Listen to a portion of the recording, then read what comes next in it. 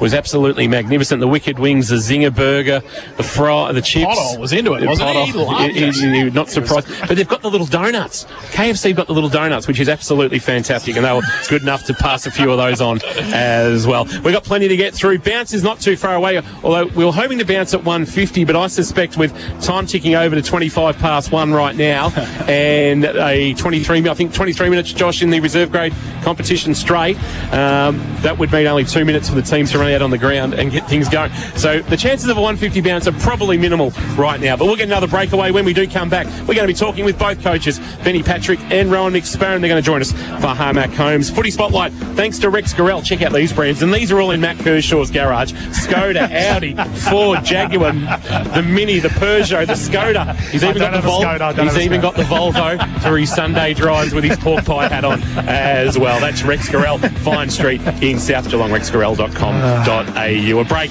and back on the other side of the assist, St Albans and Colac. We're fueled by APCO Cafe 24/7. Live, breathe, K-Rock football. K-Rock is Geelong's home of the hits. From old school to new hits.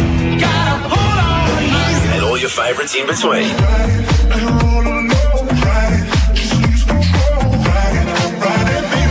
Geelong's home of the hits. Hold up. Stop the record, yo. Stop the record. For me, this is what I call life.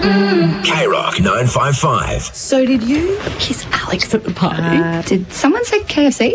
You did. You're deflecting. No, I'm not. I was just thinking about how much I'd like some KFC for lunch. A zinger burger or a twister or some original recipe chicken. Let's do it. Probably best to keep those lips busy.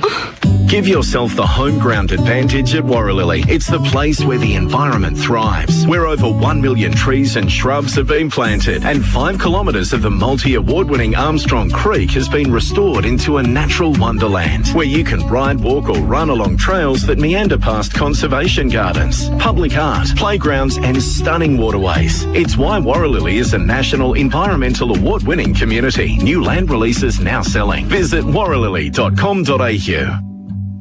Hi, I'm Patrick Dangerfield.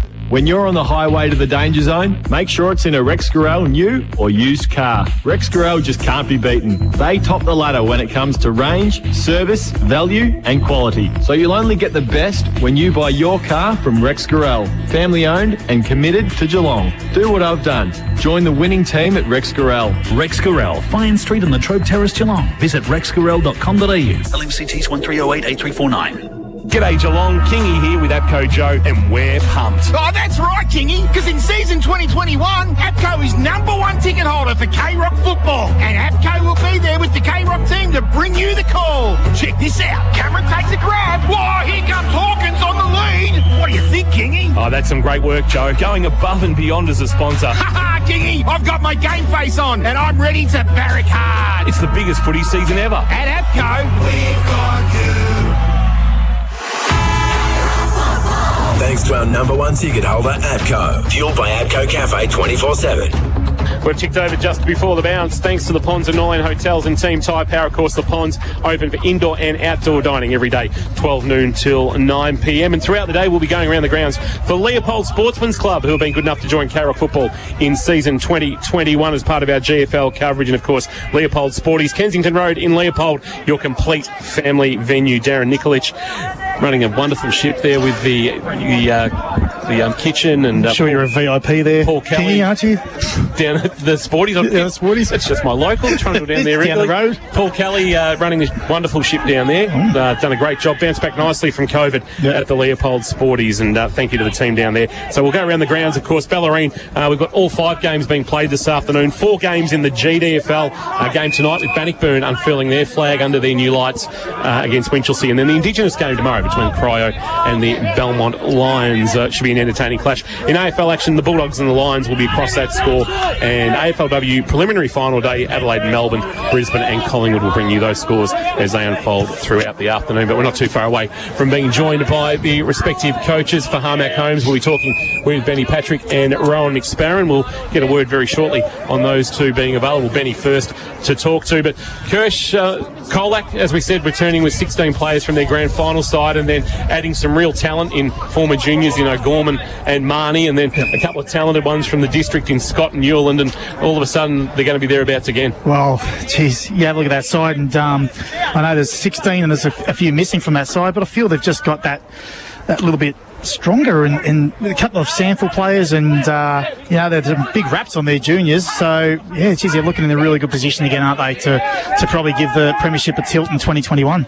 Two of the players that won't be back, the Floyd brothers. Yep, with Campbell playing in WA with Tim House at Nowgarup, I think it's pronounced, in the wheat belt over there, and Ethan's playing with Winchelsea. He'll line up tonight. Correct. In GFL round 1, but Trav Woodmason playing in the twos. Playing in the twos among those missing. Tyler Monane's gone to the Hampton League, so that's among the half a dozen that won't line up. And the other one that is of interest but won't play, but he might see some action during the year, just depending on the health of the Geelong list, is Darcy Lang. Darcy Lang, another great input. Again, pending on Geelong's VFL commitments, but imagine if you get him for half a dozen games and he qualifies. He qualifies for finals. And he's in good nick, so he's actually been roped in to do... He's been training with the Geelong AFL squad. He's been, whenever they've been short of having 18 on 18 for match sim and stuff, photos have shown up of one D Lang. How many games have you played AFL? I think he played somewhere in the 70s. There you go. So yeah, he's ready-made. He'd probably walk into a Gold Coast Suns at the moment and play there or something, but North Melbourne. And only worth? 1 point. 1 point. Yeah, that's a big thing, isn't it? St Albans, we're going to see some faces that we haven't seen before, and we're looking forward. The Wallace brothers come from Strathfield, say, in the Bendigo League with some massive raps. We'll see a youngster by the name of Ned Mullins out of Yarrawonga in the Ovens and Murray League for the first time. But they've got some raps on some kids. Brock McDonald is one they really like.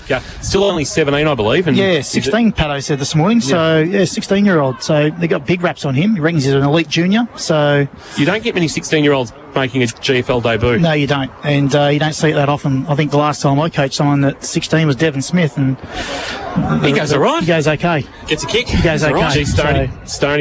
Shane Stone would have been shattered during the week because Dev signed a new 2-year contract. Yeah, he was probably hoping for him to come back. And Josh Walker getting delisted from North, he was probably hoping for. But and Alan Christensen decided that he'd go down to Tassie. Yeah, exactly right. They could be, if those blokes want to play on post AFL. Lara, they got some good juniors that could come back, I suppose. Stoney would welcome him back, I'm tipping. But there's been some movement from some other local clubs. Mitch Hovey's played some juniors at St Mary's and St Joey's. Liam Demont, junior at St Joseph's. Dill Pettingill played some senior footy at Joey's, was runner-up in the Allthorpe Medal 2 years ago. So I've seen him a bit at Joey's, obviously, over the last 2019, but he was pushed out a lot because of points. I think he come down as a 5-pointer maybe, and I think he's a 4-pointer, and I think he's a 5-pointer today. He was pushed out a lot of Joey's with that positional and points requirements. So he's got a bit of talent. He's got a bit of X factor. I think we can go down to Josh, who's waiting patiently with the coach of St Albans for Harmac Homes, Ben Patrick. Josh, we got you there, Buzz. Oh, we're just having some technical difficulties. He's got. Let's try again, Josh. Let's see. We got you. We might get you to come a little bit closer towards the. Have you got me now, King? Yes, we got you now. Sorry, mate. I've got Benny Patrick alongside me. Go, Ben, welcome to K-Rock Footy firstly, mate. What's the wait been like, mate? You came down here last year and then COVID ruled us out. How excited are you to be here today? It's good to be back playing footy again, Josh. That's probably more importantly, the players get the opportunity to do what they love doing on a Saturday, and that's playing.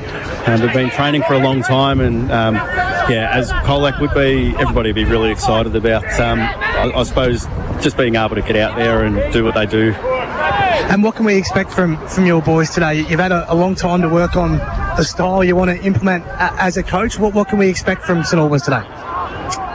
We'd like to think that we're going to be a really competitive team based around the contest and trying to win as best we can inside.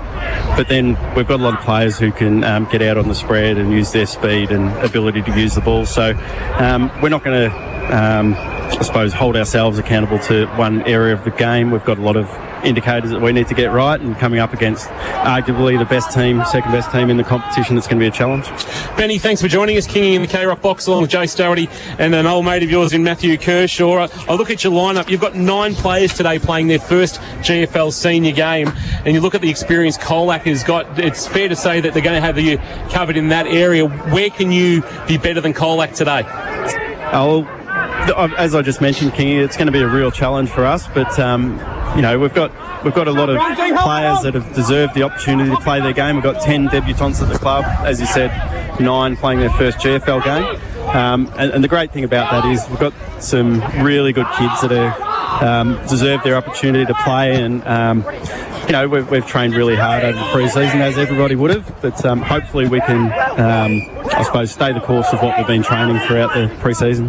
I think we're all excited to see Jeremiah Scrutton for the first time at GFL level. He was a talented junior in the NT. A great photo of him taking a big hanger playing in regional South Australia. Tell us a little bit about him and what role he'll play for you today. Obviously Jez is a key forward, a big, tall, strong boy, but has elite speed. Probably the most pleasing thing with Jez is the work that he's able to do on the ground. For somebody of his sheer size, his speed and willingness to pressure and bring the ball to ground for his teammates, but then follow up after it. And he's really unselfish, so I think you'll see some real good highlights, but there'll be plenty of stuff that you won't sort of recognise from him as well. Paddy, JD, how are you? Good, thanks, mate. How are you? Great to see you in local footy again. And I know we spoke in a supermarket about 18 months ago, and you were at Essendon, and things, obviously COVID worked against you there, but it must be great for you to be back in local footy. Are you really enjoying it? Yeah, absolutely. It's a totally different feel from obviously being at an AFL club, but I haven't been in it for 10 years, but thoroughly enjoyed my previous time here before Christmas last year, and then obviously leading into today at St Albans. You see these clubs from afar over the years by playing against them, and it's not until you're inside the club that you realise what sort of people they have at the club. And I'm thrilled that I'm able to hopefully coach them going forward. Can I just ask you a question about the ground and then the other GFL grounds? We were talking off air just before about the size of St Albans, and Colac Central Reserve is probably around about the same, but you're going to get a lot of different grounds with a lot of different sizes. Do you during training and when you come up against games, are you going to plan for that when you train on this ground? Because it's going to be a bit different to when you play at a St Mary's or a Newtown ground. Yeah, we won't change the style of play, depending on where we're playing. I'd like to think we're trying to adapt and build a game that's going to hold up in finals. And whenever that happens, we'd like to think that everything that we've trained over the journey will set us up for finals football, because there's nothing worse than preparing and trying to establish something that'll suit your own ground, because you only play half the games there and you don't get to play finals. So we need to adapt and be flexible in everything that we do. Hopefully, but I suppose with the speed of player we've got and the ball movement we're trying to establish, that our ground might suit us a little bit more than somewhere else. For Harmac Homes, everything Harmac Homes does is defined by doing the things Harmac way. We're speaking with St Albans coach Ben Patrick. Here's Matt Kershaw. Good afternoon, Pato. How are you? Good, mate. How are you? Good, mate. Given your background, obviously I coached with you at Werribee VFL, and then you've gone on to Essendon.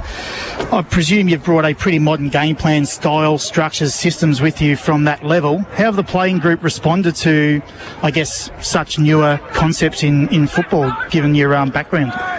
They've adapted really well. Willingness to learn and adapt to new systems and structures has been really, really pleasing. And it's going to take a little bit more time, obviously, to get those down pat. But from what I've seen and experienced so far, I couldn't be more happier than what the guys have provided. And hopefully we can hold up with what we want to do today. And we'll see how that all pans out. Brilliant. Benny, talk to us about Ned Mullins from Yarrawonga. I believe played some senior footy with the Pigeons up in the Albans and Murray League, and also captained the O&M under-19 squad. He comes in as a good size for. I think he's still a teenager. Might have just ticked over into his 20s. Yeah, he's a big-bodied midfielder that's had good senior experience at O&M level, and he's got a great connection with 2 or 3 of the boys that are already at the club through the Bush Rangers programs and Bendigo and things like that. But really looking forward to Ned being someone who can add to our group. He's obviously still early in his development as well, and hopefully we can provide something for him to go forward and be the best player he can be. But he's going to add a great deal of inside play to us. Yep. And talk to us about Dylan Pettingill. Came across, I think, ahead of last year, but gets his opportunity today. He's so versatile, and as Kirsch touched on before, he got squeezed out at St Joey's on occasions by points. That won't happen here for him, but where do you start him? Is he going to be a bit of a Mr. Fix-It at times? Yeah, he will play varying roles. We see that he's got the ability to play both forward and back. we've trained him up as a defender pretty much all summer. And some of the things he's been able to do with his reading of the ball in the air and then his raw speed that he's got at ground level can really help set us up going forward. And we'll see him forward as well. Obviously, he knows where the goals are, and so he'll be asked to play a varying of roles, as will all of our players. But he's, as I've mentioned before, he's had an absolutely super pre-season, and that's going to hold up well for him going ahead. Benny, really appreciate your time. Good luck this afternoon, and look forward to talking to you throughout 2021. Appreciate it, guys. Thanks very much. Pato, good Benny luck. Patrick joining us there. Thanks to Harmac Homes. Everything Harmac Homes does is defined by doing things the Harmac way. I think we're not too far away from speaking with Rowan McSparron. Josh, if you've got Rowan, when you get in, let us know and we'll fire into the Colac coach. Have you been able to nail him down? Yeah, he's just picked up the water bottle from the canteen, Kingy, and he's ready to go. Rowan, welcome to K-Rock football, mate. I'll start with the same question that I asked Benny. How good is it to be back? Yeah, it's fantastic. It's good to see a game running out before us, and the boys are excited to get back into it. And what can we expect from Colac today? You obviously minor premiers 2019 and then just fell just short on the final day of the season. How much does that still burn 18 months on? It's done and dusted now, 18 months on. It's bygone, so we're just looking forward to this year and getting back out on the park. Ro, Kingy, thanks for joining us for Harmac Homes, along with Jace Doherty and Matt Kershaw in the K-Rock box. We wish you the best of luck for the season. You look very similar to Grand Final. I think 16 players returning, but it's your newcomers we're interested in. Well, a couple of them are not new to the club and as such. They're former juniors in Marnie and O'Gorman. But talk to us about a couple of the kids in Bailey Scott and Andy Schuland that have come out of the district area. Yeah, Bailey's a Colac Imps kid. He's been in the Falcons program and decided to have a crack at GFL level, and he's been really impressive over the pre-season. And Angus has come in from Alvey, where he's assistant coach, and he's played some really good quality hands in league as well. So we're expecting both boys to have an impact for us. Yep. Jake McGuan, great line from Jaron McCormack at the season launch that he said he dropped 20 kilos and was in great nick, and he's worried about being pushed out by these youngsters coming through. I don't suspect Jake McGuan would ever be pushed out, but do you expect a big season from him? Yeah, we do. His experience is invaluable for us, and not only that, I think as you get older, preparing and looking after your body is more important than ever. So Jake understands that, and he's had a really good pre-season, and we're looking for a big year from him. Rowan, Jason Doherty, how are you? Look, I was sitting last week in the Colac enclave at the Lawn Foreshore Caravan Park, and the Monahans are here today, so they've already said hello. There's a lot of expectation in the town, obviously, after 2019, but as you said, it's a start of a new season. Anybody can win the premiership for round one, so it looks like from your recruiting you've been very specific about what you needed, and because you're obviously that close in 2019, and there's obviously the boys are pretty raring to go for this year.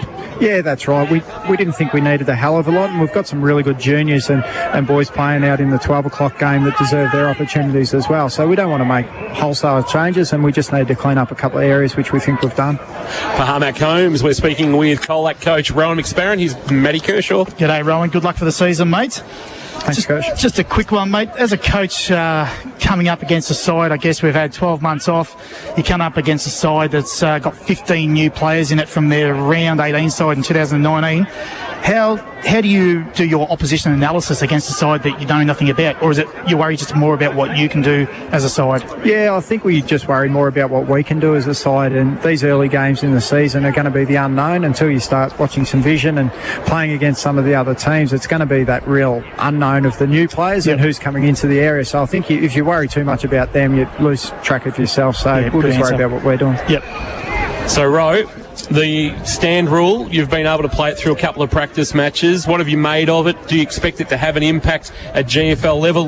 Watching a couple of Bellarine games, and you and I were both at Queenscliff and Amos last week, and the footy pinged up and down the Cooter Bowl. Do you expect that here today? Well, I think players have adapted to it really well, and the umpires have been really good in the same token. So last week watching that game, the boys just stand the mark, so they understand now they just can't move. So I think they've adapted really well, and especially on a big ground like St Albans, I think you'll see it open up a fair bit today. Have the umpires spoken specifically to you, if not today or in practice matches, about either leniency or I think we saw last week the umpires really call play on quickly to get the ball moving? Yeah, the only issue with that would be if a player hasn't moved off his line and they're calling play on a bit too early. That would be the only issue there, to try and get that number in front of the ball. It's going to be hard if they're calling play on too early. but I think everyone's trying to adapt to it. So we're all learning on the fly, which is something we have to do. B. Monaghan and T. Woodmason were part of your grand final side, but are running around in the twos today. Is they just get squeezed out, or are they just working their way back? Yeah, Woody's worked away. Trav Woodmason's worked away most of the pre-season and has had limited contact with the group, so he just needs some game time. And B. Monaghan, Brendan Monaghan, he's just had a little hiccup here and there through the pre-season, but he was awfully close. All right, Ro, we're going to let you go because it's starting to rain, and I don't think Josh wants to be standing in it much longer, and you probably don't want to because you're going to have to spend most of the afternoon. We're not too far away from the end of the twos game. Really appreciate your time. Been great to catch up with you over the COVID break. You've been more than willing with your time speaking to K-Rock about all things football in Colac, and we wish you the very best of luck this afternoon. Thanks, guys. Good luck, Ro. Tarmac Holmes bringing us Rowan McSparron, the coach of the Colac Tigers, as they look to go one better in season 2021. We're closing in on the final stages of the reserve grade clash between Colac and St Albans, and it's Colac 5-23. How's that? Kirsch, they need a goal kicking coach. Do you know a bloke that used to kick right in front of goal? Yeah, had a few good days out here. Probably teach them a few things, but 2-4-16 St Albans. So 37 points, the lead. Colac are going to get the 4 points. The first 4 points on offer in the GFL in the reserve grade competition belong to the Tigers. We'll take another break, come back, and we'll be right before the bounce of this one. We are before the bounce for the Ponds and Norlane Hotels and Team Tyre Power. And Team Tyre Power, your one-stop shop for all tyres and wheels in Belmont, Drysdale, North Geelong and Torquay. Greg and Dell and the team will certainly look after you. When we do return, we'll look at our head-to-head matchup for Geelong Insurance Brokers. We've got some matchups. Wombat Gully Plant Farm. Kirsch has been studiously looking at some numbers, and of course we'll check in again on the weather conditions as the rain comes in. Josh Conway down Boundary Side. Of course, Josh, Boundary Side today for Loco Sportswear. Of course, great to have Loco Sportswear. Gary March, of course, they look after AFL Barnes gear, and they're also looking after us here at K-Rock Football in season 2021. St Albans Reserve, we're fueled by APCO Cafe 24/7 on a Saturday afternoon. It's the Super Saints and the Tigers. Live, breathe, K-Rock Football. Weekend breakfast with Andy and Ben. Ken Tameo, he had a knife lodged in his body for more than a year before he realised. How do you not feel it? So he said he would often get pains in his stomach. I don't doubt that. And he said it would change with the weather as well. So when it was cold, he would get really bad pain. It was never anything... my ribs are playing up. It must be raining tomorrow. It's like the old knees, the farmers. They're like, oh, my knees are sore, rains are coming. We've got the feels like guy. Oh, that's a bad pain. Oh, it feels like it's going to rain tomorrow. Weekend breakfast with Andy and Ben on K-Rock 955. Footy's back on the big screen at the Pond Sports Bar. Hi, I'm Patrick Dangerfield. When you're on the highway to the danger zone, make sure it's in a Rex Gorell new or used car. Rex Gorell just can't be beaten. They top the ladder when it comes to range, service, value and quality. So you'll only get the best when you buy your car from Rex Gorell. Family owned and committed to Geelong. Do what I've done. Join the winning team at Rex Gorell. Rex Gorell, Fine Street on the Trobe Terrace, Geelong. Visit rexgorell.com.au. LMCTs 1308 8349. Metricon is recruiting quality painters, brickies, carpenters and tilers to build the homes people simply love to live in. We're waiting to employ you right now with projects ready for you to work on. We pay well and on time. And we provide you long-term job certainty working on clean, safe sites with professional site management. To be part of a great team, call 1300 Metricon. That's 1300 Metricon. CDBU 52967. With over 250 garden and building products, South Point Garden Supplies offers the largest range on the Surf Coast. Sand, soil and mulch for the garden, driveway toppings, decorative feature rocks, pavers and building supplies. Autumn is the time to transform your garden. Lay fresh turf or plan a total garden makeover. Delivering to commercial and residential projects throughout Geelong, the Surf Coast and inner city Melbourne. Or bring your own trailer. South Point Garden Supplies, behind Bunnings off the Surf Coast Highway, Torquay. Or online at southpt.com.au. Tell you what, I'm glad that 2020 is over. For you, maybe. I've had this insurance claim that's been dragging on for months. I'm lost trying to get answers from my insurer. You should have gone to Geelong Insurance Brokers. When I claimed, they took care of everything for me. From start to finish, they managed the claim and kept me in the loop and had it sorted in no time. Geez, I wish mine was that simple. It can be. Give them a call. They'll sort you out. GeelongInsuranceBrokers.com.au. We've got you covered. Thanks to Warralilly. Back back at St Albans Reserve, the Gordon Tafe Oval. St Albans have made their way out onto their home deck after the end of the reserve grade contest, in which Colac 523 defeated St Albans 2-4-16. 523. Kirsch. Well, look how windy it is. Come on, give the hope bloke it's a not break. like this in the ones. He was talking around during the break. He's down there on Tuesday night. So it's okay. And it's a consultancy fee. And, and you put the hand out as well. I'm doing it for free. Before the bounce for the Ponds and Norlane Hotels and Team Tyre Power, the umpires this afternoon made their way out into the ground. Aaron Richards, Chris Jones and Daniel Robinson controlling this one this afternoon. And do you know what the great thing about local football is, Jace, with the umpires? What's that? They throw it up. They do. There's no Is that a great thing, though? It's a fair contest. Okay. In local footy, it's a fair contest. Yeah, fair call. They haven't got probably the time to devote. Exactly right. Yep. So they'll throw it up and we'll be all good to go. So Nice. Colac will be joining them on the deck. We're going to start a little bit later than the scheduled 1:50 bounce time. The twos have just run a little bit longer than expected, but we're looking forward to this one this afternoon. Of course, in the experts chair is Matty Kershaw, Lara North Shore Premiership player, and of course for Wilson's Real Estate, Geelong property done properly. But we're going to have a look at a head-to-head matchup this afternoon as we're doing our AFL coverage as Colac makes their way out onto the beautiful St Albans reserve deck. Kirsch, look at it. Geelong Insurance Brokers head-to-head. What have you looked at in terms of a matchup? Well, I've looked at obviously the midfield setup. We don't know a lot about the St Albans midfield setup, so I presume they're just going to go head-to-head and try and win their ball on the inside. They've got some kids on the outside and try and get them and win them on the outside. So I think the matchup for the day is going to be the two ruckmen. Yep. So Ben Patrick's really got some big raps on Mitch Hovey. Yep. He's described him, this is his own words, he's described him as a Shane Mumford type player. Wow. So if that's anything to go by, I think he's had 15 snags for brekkie. Correct, 2 darts. And so I think that is going to be the matchup. He's 195 centimetres, he's 95 kilo, he covers the ground well apparently. He's a St Mary's junior with a basketball background.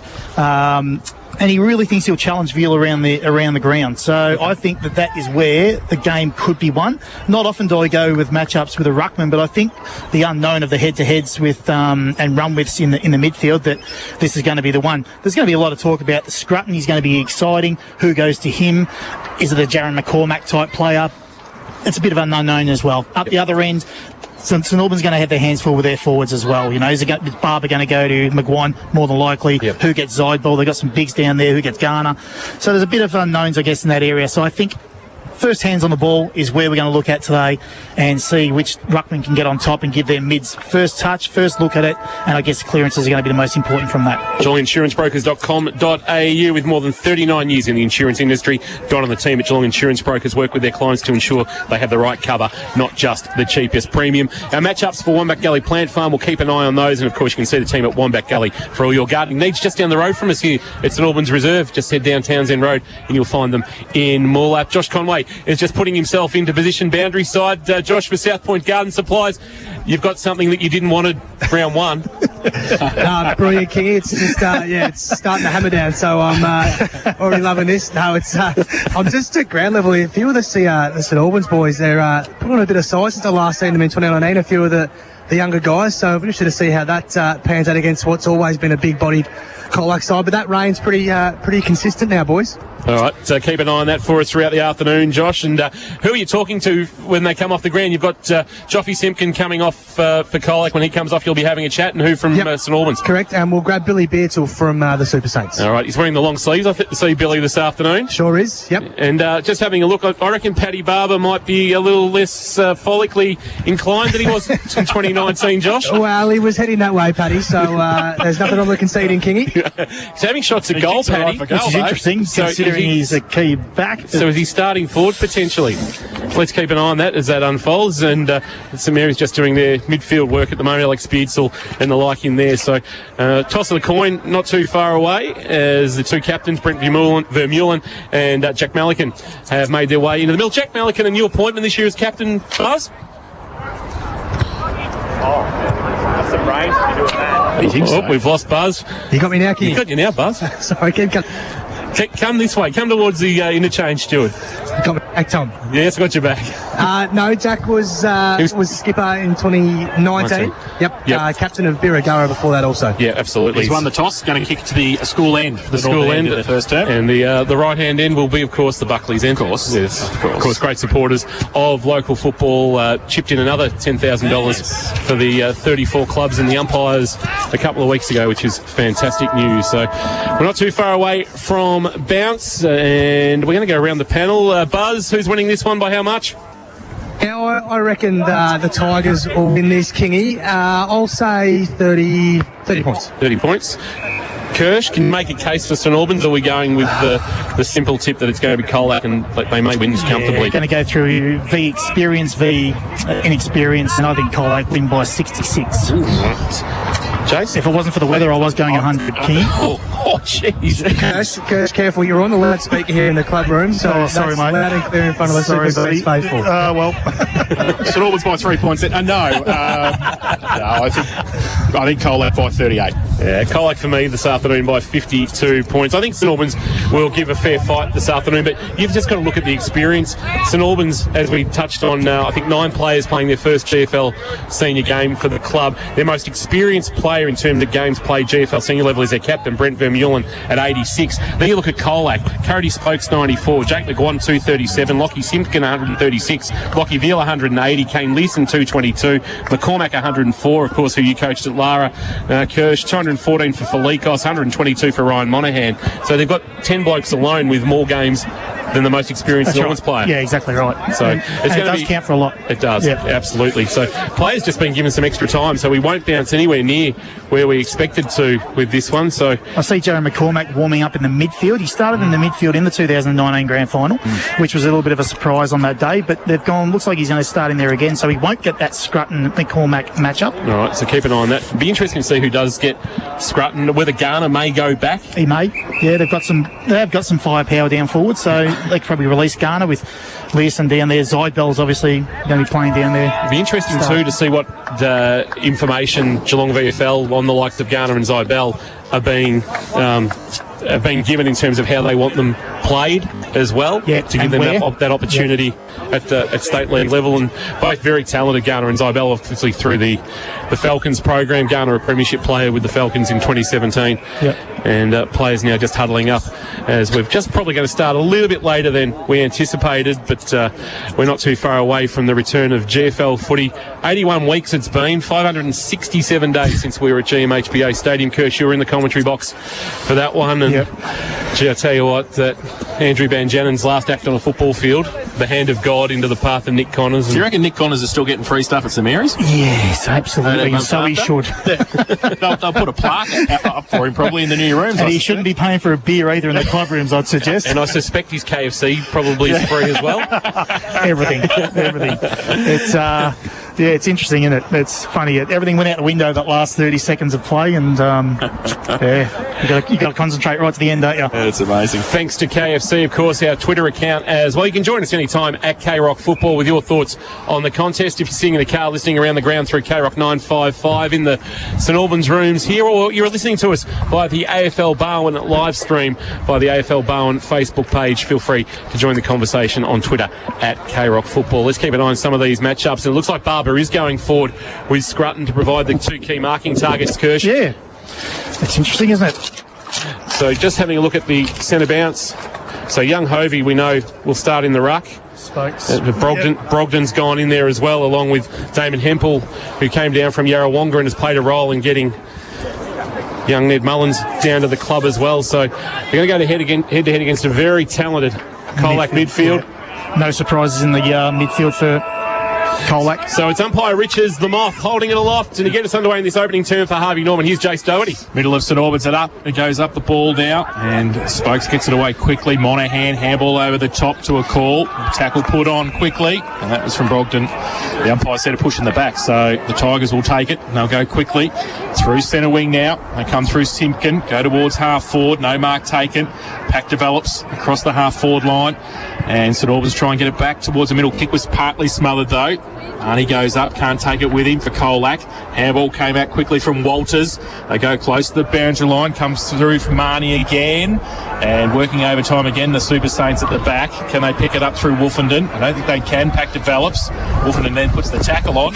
And it might be the umpire's just letting it go. He'll have to come in now and ball it up in the right forward pocket for the Tigers, as we said, kicking to the northern end.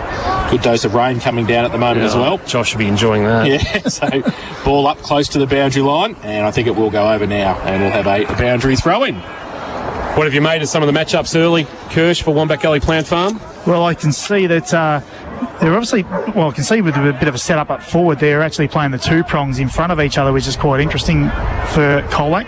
Will Wallace doing the ruck work against Zybel. Zybel winning the tap down, chance to clear from Brogdon. His kick ricocheted into the path of Wolfenden. He couldn't take it clean. Little soccer off the ground. Head over the footy. Hempel couldn't take it. Now Wolfenden wrapped up in a tackle. Was it that a little bit high? Umpire said no. And we'll get a ball up about 30 out from the St Albans goal, make it 35, or rather the Colac goal as they attack the northern or school end. First quarter, thanks to Harvey Norman. The ball up is allowed to hit the ground, and now there's a free kick being paid, and it's going to go to Brogdon, who's been, or rather Hempel, who's been at the bottom of a couple of packs. Quickly gets a handball off as they look to bring it to half back, and Wolfenden has been omnipresent early, as you'd expect, and you can't miss him in those very leery, hot fluoro boots. He kicks towards our broadcast position in front of our boundary rider for Loco Sports, where Garner can't take the marker. It was Garner who dropped the mark. Yeah, it has. And a chance to clear the kick to McCarthy. Liam McCarthy is smothered. That's good defensive work from Lockie Wallace. Boy down from Strathfield, say, he and his brother Will out of the Bendigo League. Premiership players up there with one of the juggernauts of local footy in Central Victoria, and we've got a boundary throw-in. So Hovey behind this time. And falls to the front field, gets his own ruck work, kicks it towards half forward. St Albans, though, take the mark across half back. Maybe I'll just settle the play down. They might go wide. They do. And the mark's taken there by Brogdon again, who's been influential in the first couple of minutes. Still at half back. Wants to move the ball. He's kicked it to Josh Conway on the boundary line. Josh has got his first possession of the season. Good take, Buzz. It will be a free kick to Colac, right on centre wing. And the ball comes back to McCarthy, goes on the left boot from centre wing towards half forward. Good kick for penetration. Has he got somebody there, though? They can't really pick it up. The Tigers across half forward. Marnie tries to tap it out the back. McGuan was there as well. Falls to the side of the pack, comes towards Smart. They've got numbers on the outside. If they can pick the footy up, they can't do so, though. Bit of pressure came from Will Wallace there, and they see it over the line for another throw-in. Two new players lining up on two of the better players in the competition on Zybel and McGuan. Dumont's getting the job on McGuan early. Wombat Gully Plant Farm. Find them on Townsend Road in Moollett from the boundary thrown. It clears both the ruckman, back of the pack.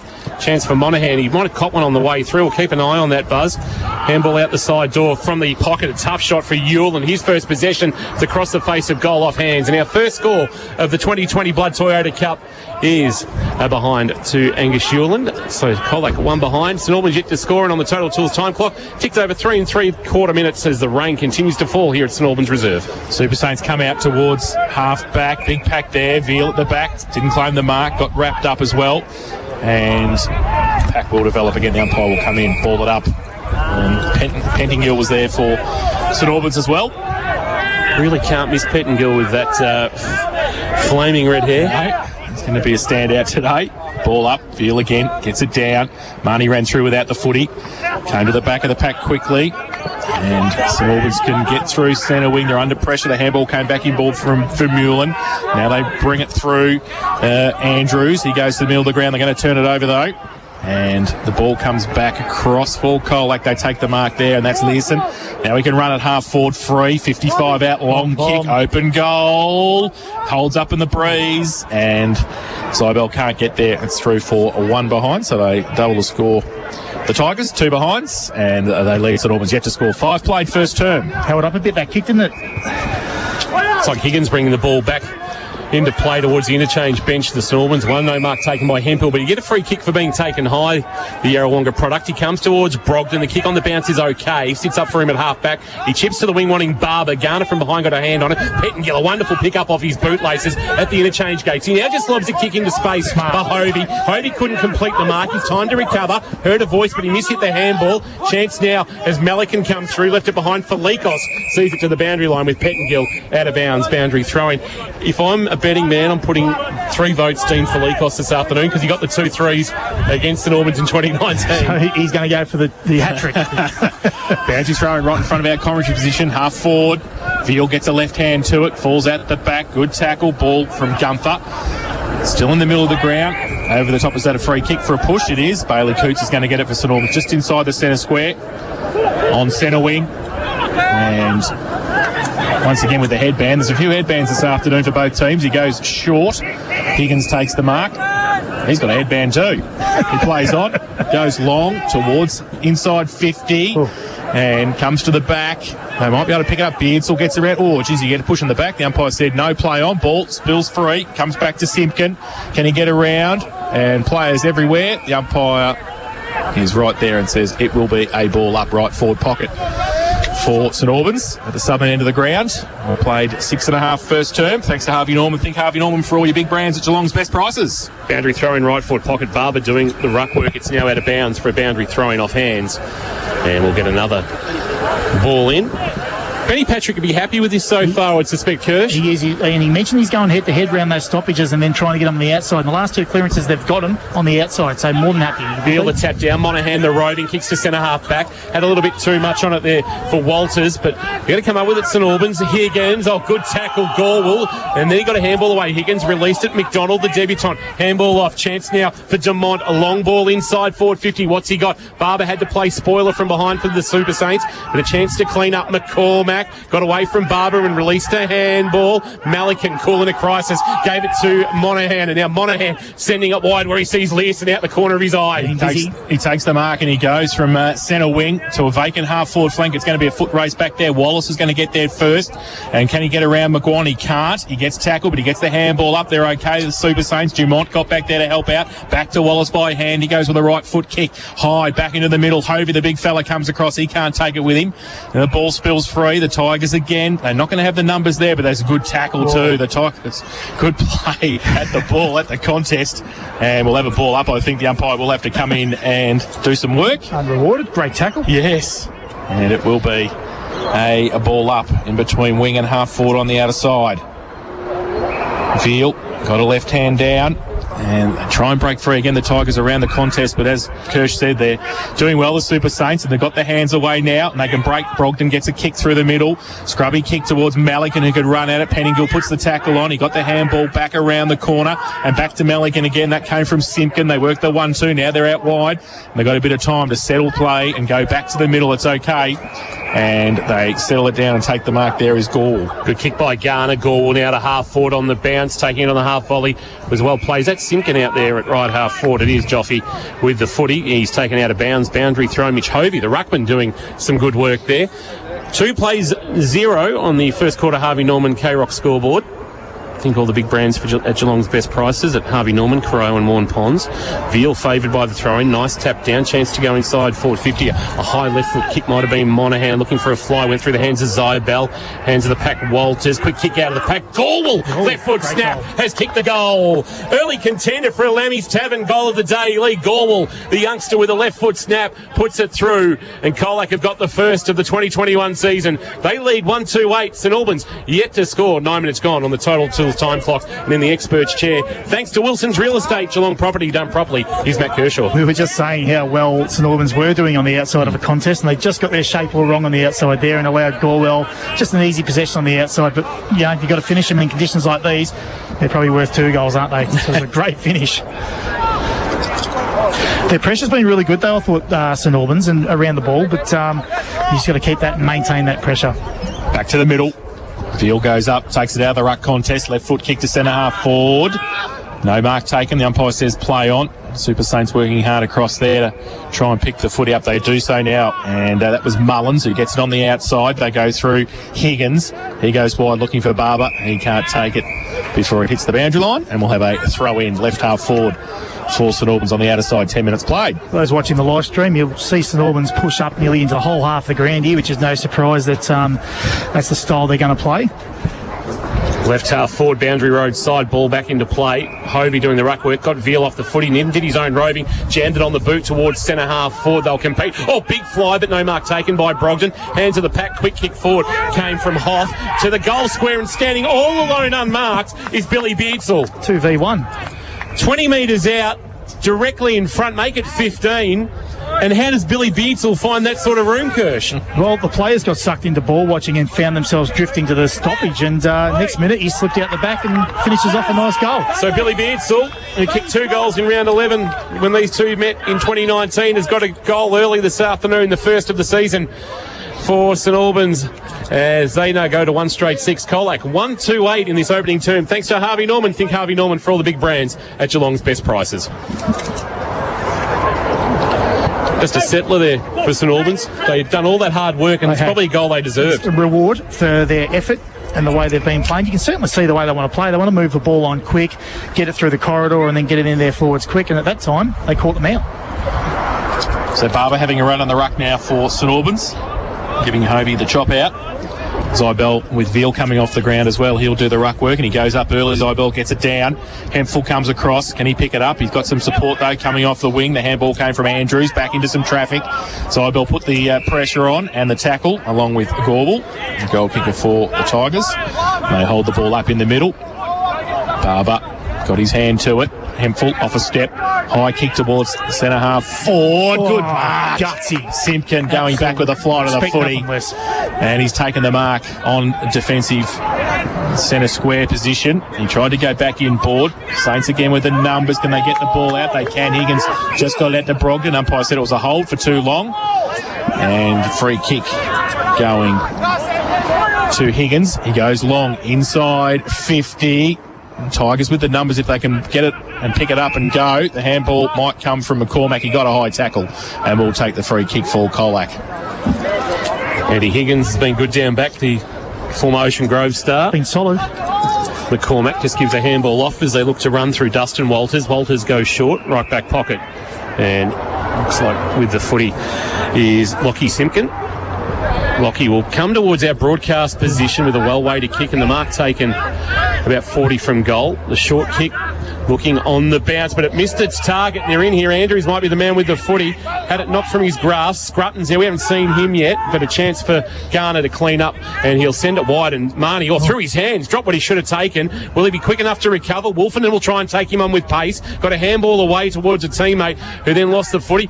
Pick up from Hempel was a little bit left behind, and now Felikos has got the footy. A handball away. Chance for Lockie Simpkin. He caught one high. Surely, umpire, no. And the umpire says yes, it was. Umpire We had the non-controlling umpire just off the footy, saw what the controlling umpire didn't. Lockie Simpkin in the right back pocket has got the footy. So Simpkin now, blue boots. I tell you what, they've been on sale in Colac. The colours, everybody's got a pair. He goes from deep defence towards centre wing on the outer side. And I think the ball might run out before Dumont can take it, and it will be a boundary throw-in. It's quite interesting. I watched St Albans and Cobden in a practice match about 3 weeks ago or a fortnight ago, and the way St Albans structured up, their personnel was completely different. So I reckon they had 6 or 7 missing, but gee, they've added something to what they didn't have a fortnight ago, Kirsch. Yeah, right. Yeah, Harley Cobb and Harley Cobb and someone else hadn't played any practice matches. There's Billy Beardsall. This is their first game for the season as well. So, and the Wallaces have been in the NT. Correct. So yeah, different look. The umpire will toss it up. Barber to do the ruck work against Zybel at the moment. Zybel winning the tap down, went through the hands of Marnie. Chance to clear. Mullins, first time we've called him. Barber. Hemphill nearing the boundary line outside of the right boot. It's a floating high kick towards centre half forward. Looking for a marking option but won't find one.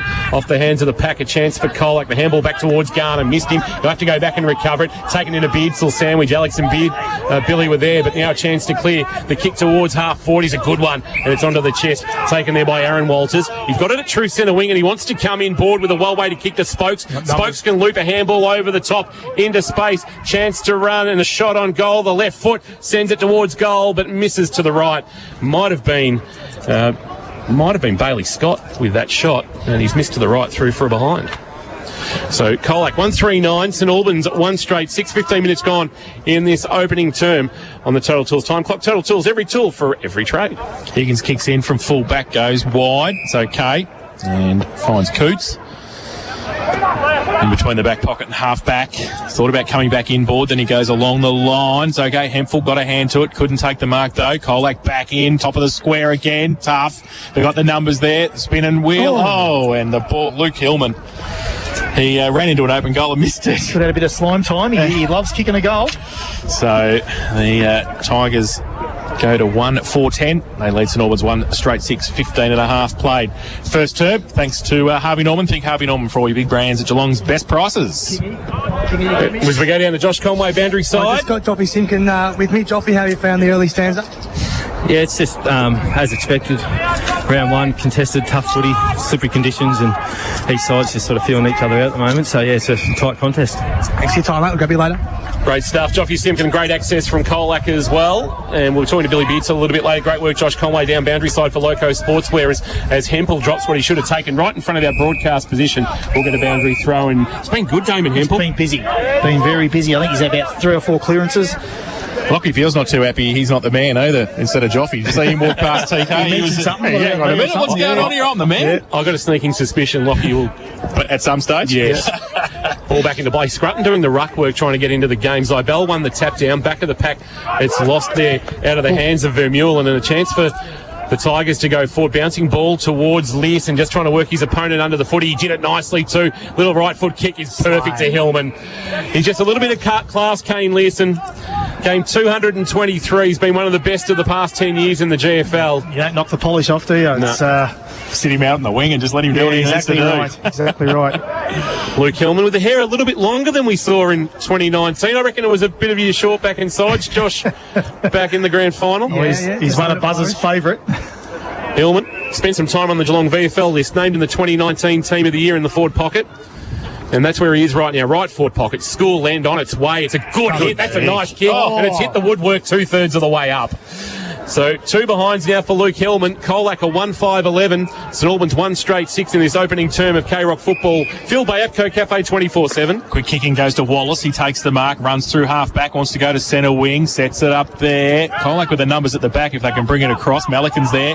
Can he pick it up? He can on hands and knees. Gets it forward. Felikos goes now from half forward. Scrubby sort of kick inside 50 though. Sets a task for his forwards. The umpire's found a free kick. Is it going to go to St Albans? I think it might be for a push in the back. It is, and they're going to move it quickly and go to the outer side. That came from McDonald. He settles it down. We've got Woofenden, who's just sitting at half back, takes the mark. Holds the play up, needs somebody to move for him. He's in trouble now. Can he get around? Or just use the pace, got around on the right foot and goes long towards half forward. Scrutton gets across there. He's got 3 on him. One of them is McCormack in front. He sees it for the safety of the boundary line. He's got some support. Can they keep it in? It goes very close. And getting across there was Lockie Wallace as well. He can't keep it in for St Albans, and we'll have a boundary throw in on the outer side. If they blew the siren now, I reckon Ben Patrick could go take a 5-point deficit at quarter time. Absolutely, he would. Just making some notes on that exact same thing. Matt Kershaw in the expert's chair for Wilson Real Estate. Chance now for the Super Saints to go inside forward 50. A long ball in position. Hempel couldn't mark. Tried to work his opponent under the footy. It'll be taken towards the goal line, but not rushed through. And the clearing kick came from Dustin Walters to half back, and it's a well-weighted one onto the chest of Fraser O'Gorman. Former Falcon spent some time in the sand fully. Went to Lockie Simpkin. Simpkin brings it into the left back pocket. They'll look to run now. Feigning to handball now, kicking to the wing. Looking for Learson on a long searching lead, and he takes it just back of the wing, broadcast side. He wants to come inboard. He missed Joffy Simpkin with the kick. Chance here for the Super Saints. Ball in the hands of Gunther. Gunther to half forward onto the chest of a teammate. That might be young Hoff taking it at right half forward. He swings onto his right boot. Wants Billy Beatle going with the one hand. Couldn't take the mark. Lockie Simpkin's been good, but Beatle took him in a good tackle, wrapped him up, and won a free kick. Will there be advantage paid? Well, there should have been, because the kick forward from Brogdon found Hempel. And Hempel could have had a shot in the right forward pocket. Instead, it's been brought back by umpire Riches. Now, if that was a shot on goal and it went through for a point, it would count. So, quickly flying by, Higgins bombs it to the goal line. Veal playing goalkeeper. Had to wait for the bounce and then deflected it through for a behind, and it's a minor score. St Albans 1-1-7. Colac 1-5-11 as we ticked it towards time on in this opening term. Almost 20 minutes played on the Total Tools time clock. The point kicking from Colac continues in the seniors. Yes. They've kicked 30 points for the day, if not more. So from full back now, they go short. It's okay. Mark taken by Simpkin at defensive 50. Drills it. Again short. And then finds Coffee. Welcome to local footy. There you go. You got the. We got a must have a motorbike sponsor on K-Rock as well. So. So short little kick around the corner. McCarthy looks for Joffe again. He takes the mark under pressure right in front of our commentary position. We'll be able to get a special comment from him here as he runs past. He gets it now from half back and just towards centre wing. It's okay. Mark taken by Garner. They're just controlling play now. Colac. He chips the ball over the top. That's okay. They were going to move quickly through Monaghan, but they just hold it up. Now they go. Handball, Felikos goes, and they go long with a kick again. 2-on-2. And Learson comes across and just third man in the contest there and was just able to read it the better with the breeze and take the mark, and will shoot for goal from 25 out, 45-degree angle. So those mid-half forwards really getting involved down there, isn't it? The Hillman, Learson, whereas McGuan and Zybel haven't really had an impact on the first quarter. So 200, and this will be his 250th goal if he kicks it. Here we go. There we go, with the crowd run on the ground. Out of his 222 games, he comes in. Kane, good kick was it with the wind breeze? just took it. Oh, geez, the wind took it badly in the end. And as Kirsch said, they continue with their poor kicking for goal. He's second behind, and they go to 1-6-12. Colac. St Albans 1-1-7. First quarter thanks to Harvey Norman. Think Harvey Norman for all the big brands at Geelong's best prices. And what the breeze did with my ball off the tee at Port Arlington this morning. Stolky, I know you're listening. It wasn't as relaxing as last week. Is it similar to that kick? Just a bit of a slice. Oh, wow. Gee, I tell you what, it was testing conditions this morning, but Royal and H and Port Arlington in magnificent nick. Stolky, excuses again from TK. That's all right. 1-6-12, 1-1-7. Nothing that a PDF adjustment. There we go. It's going to come up early. Higgins brings it to half-back, a floating ball to half-back, and it's not a great kick. It had missed Demont, and the mark taken by Simpkin. Simpkin goes short, and the mark is taken. Yep. 45, best part of 50 out from goal by Cody Spokes. Into the breeze, 50 to 55 out. He turned his back. Straight away, said, I've got this. If it was Luke Hillman with the ball in his hand, I would think he's a chance. But Cody Spokes might make a liar of me here. Kick two when the teams last met round 11 2019. Would love to have one here. He starts it left. He works it back. Has it got the carry? I tell you what, it has. He's made a liar of us in the K-Rock box. Well, as long as you turn your back and kick him, Kingy, that's all that matters.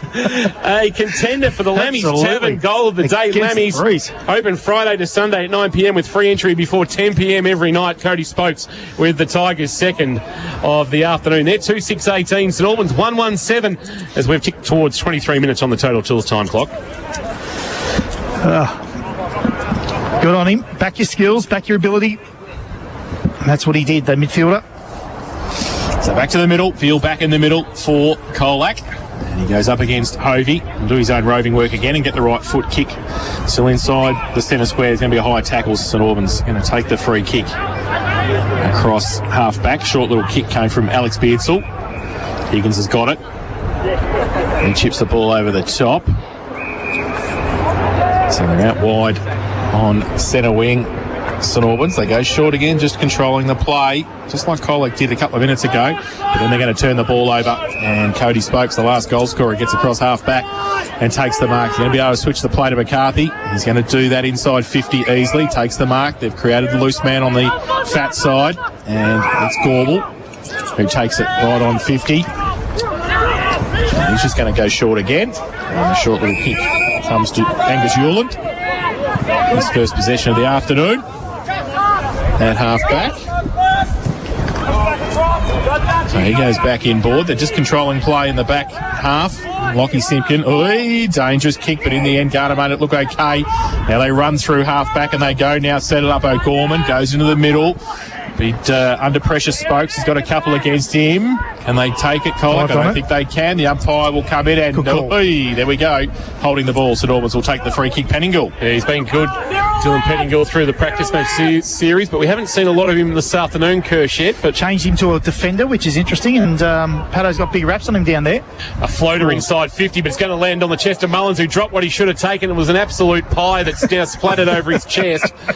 He's managed to force a stoppage, but he will want that back, the Yarrawonga product. In his defence, the ball did everything.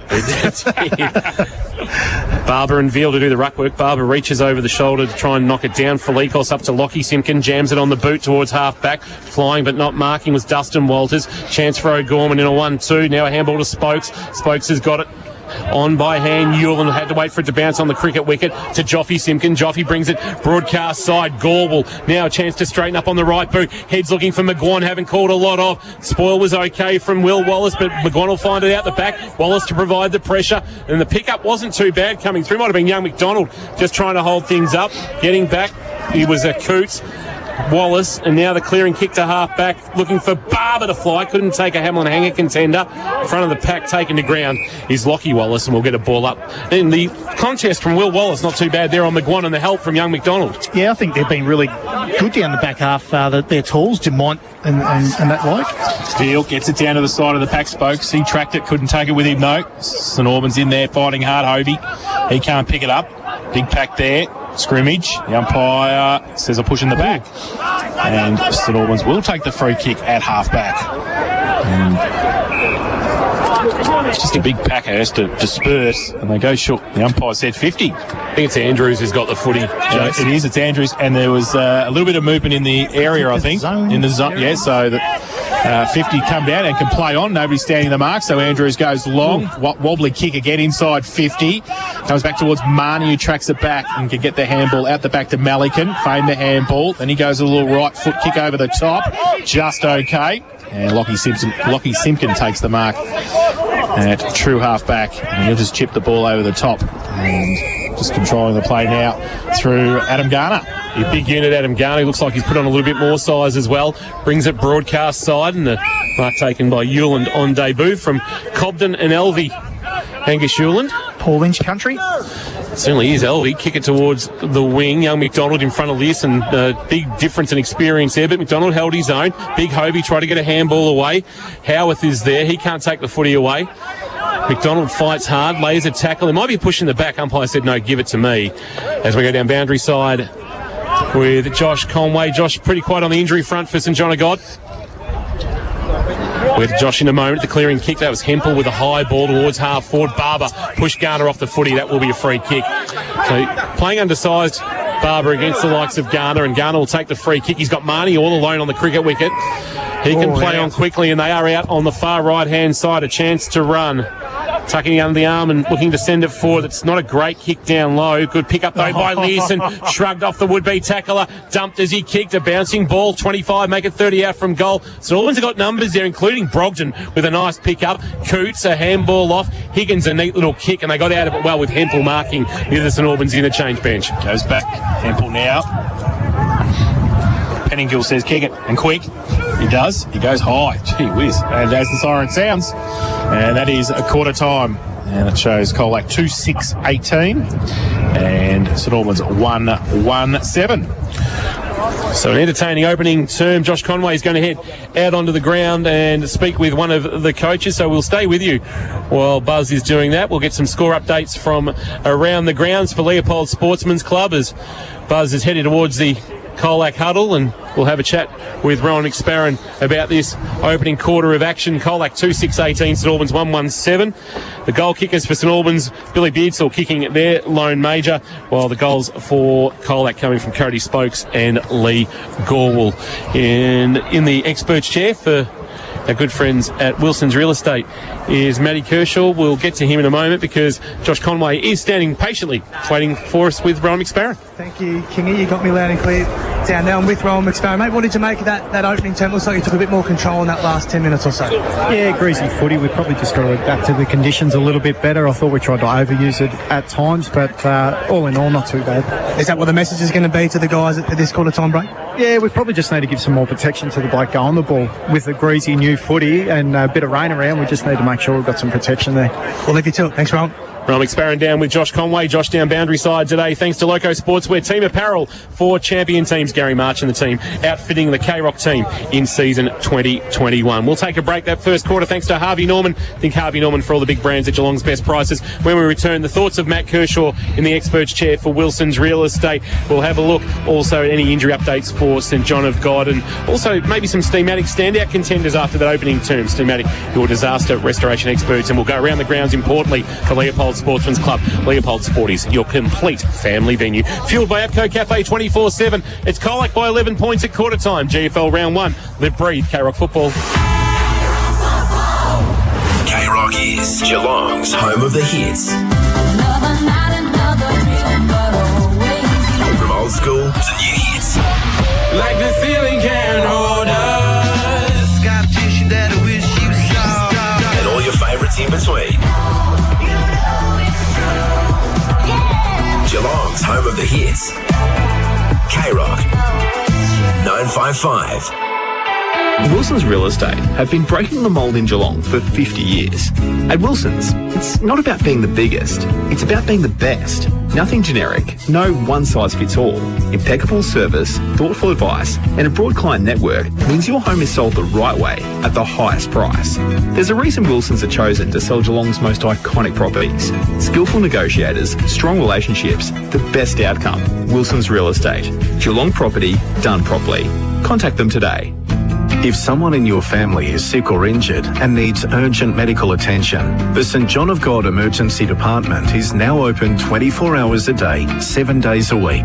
Recognised as a national leader in patient experience, emergency department specialists are waiting to provide you and your family with prompt, expert attention.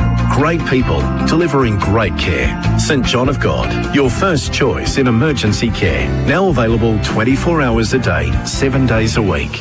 Hi, I'm Patrick Dangerfield. When you're on the highway to the danger zone, make sure it's in a Rex Gorell new or used car. Rex Gorell just can't be beaten. They top the ladder when it comes to range, service, value and quality. So you'll only get the best when you buy your car from Rex Gorell. Family owned and committed to Geelong. Do what I've done. Join the winning team at Rex Gorell. Rex Gorell, Fine Street in Latrobe Terrace, Geelong. Visit rexgorell.com.au. LMCTs 1308 8349. On road, off-road. Check out Geelong 4-Wheel Drive and Camping, the home of Ironman 4x4. Everything is on display in the huge showroom, and you can get great deals on bull bars, winches, suspension, swags, and more. They're your local agent for Carry Boy canopies, plus X-Rocks bars, Clearview towing mirrors, HEMA mapping, and Ozpig. Before you go on your next 4-wheel drive and camping adventure, get a pre-trip inspection. Geelong 4-Wheel Drive and Camping, Melbourne Road, North Geelong, next to Supercheap. Give yourself a home ground advantage at Warralilly. It's the place for families to grow in a strong, self-contained community, complete with 82 hectares of open space, award-winning playgrounds, and the Village Warralilly Shopping Centre. A place leading the way in community services, with 3 schools, childcare centres, sports ovals, and Armstrong Creek East Community Centre all delivered. It's why Warralilly is Geelong's most awarded community. New land releases now selling. Visit warralilly.com.au.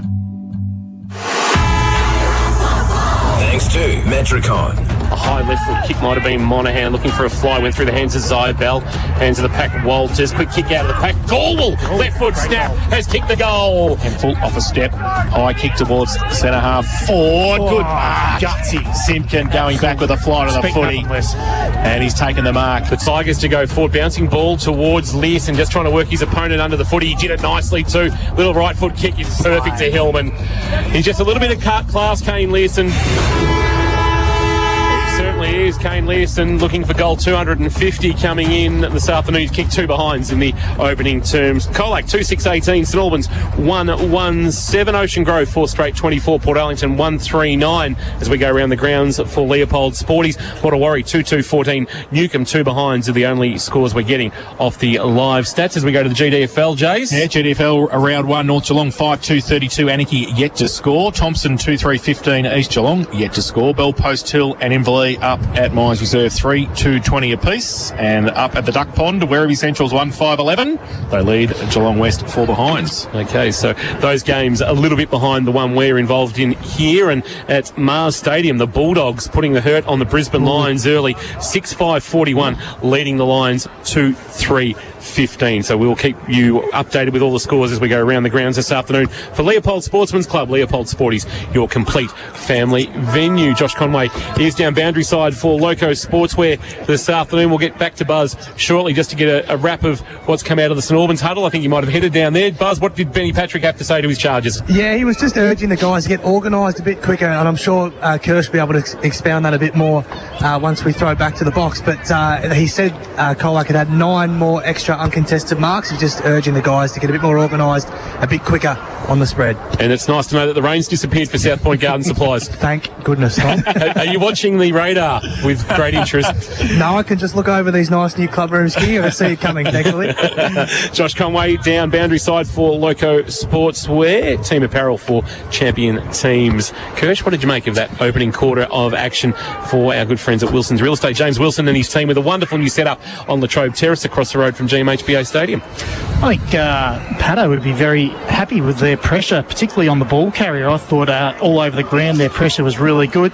I thought their stoppage work was pretty good, going head-to-head without any sort of run-with rolls, and they got them on the outside a couple of times. I reckon the last probably 5 to 7 minutes, Colac got on top in that area.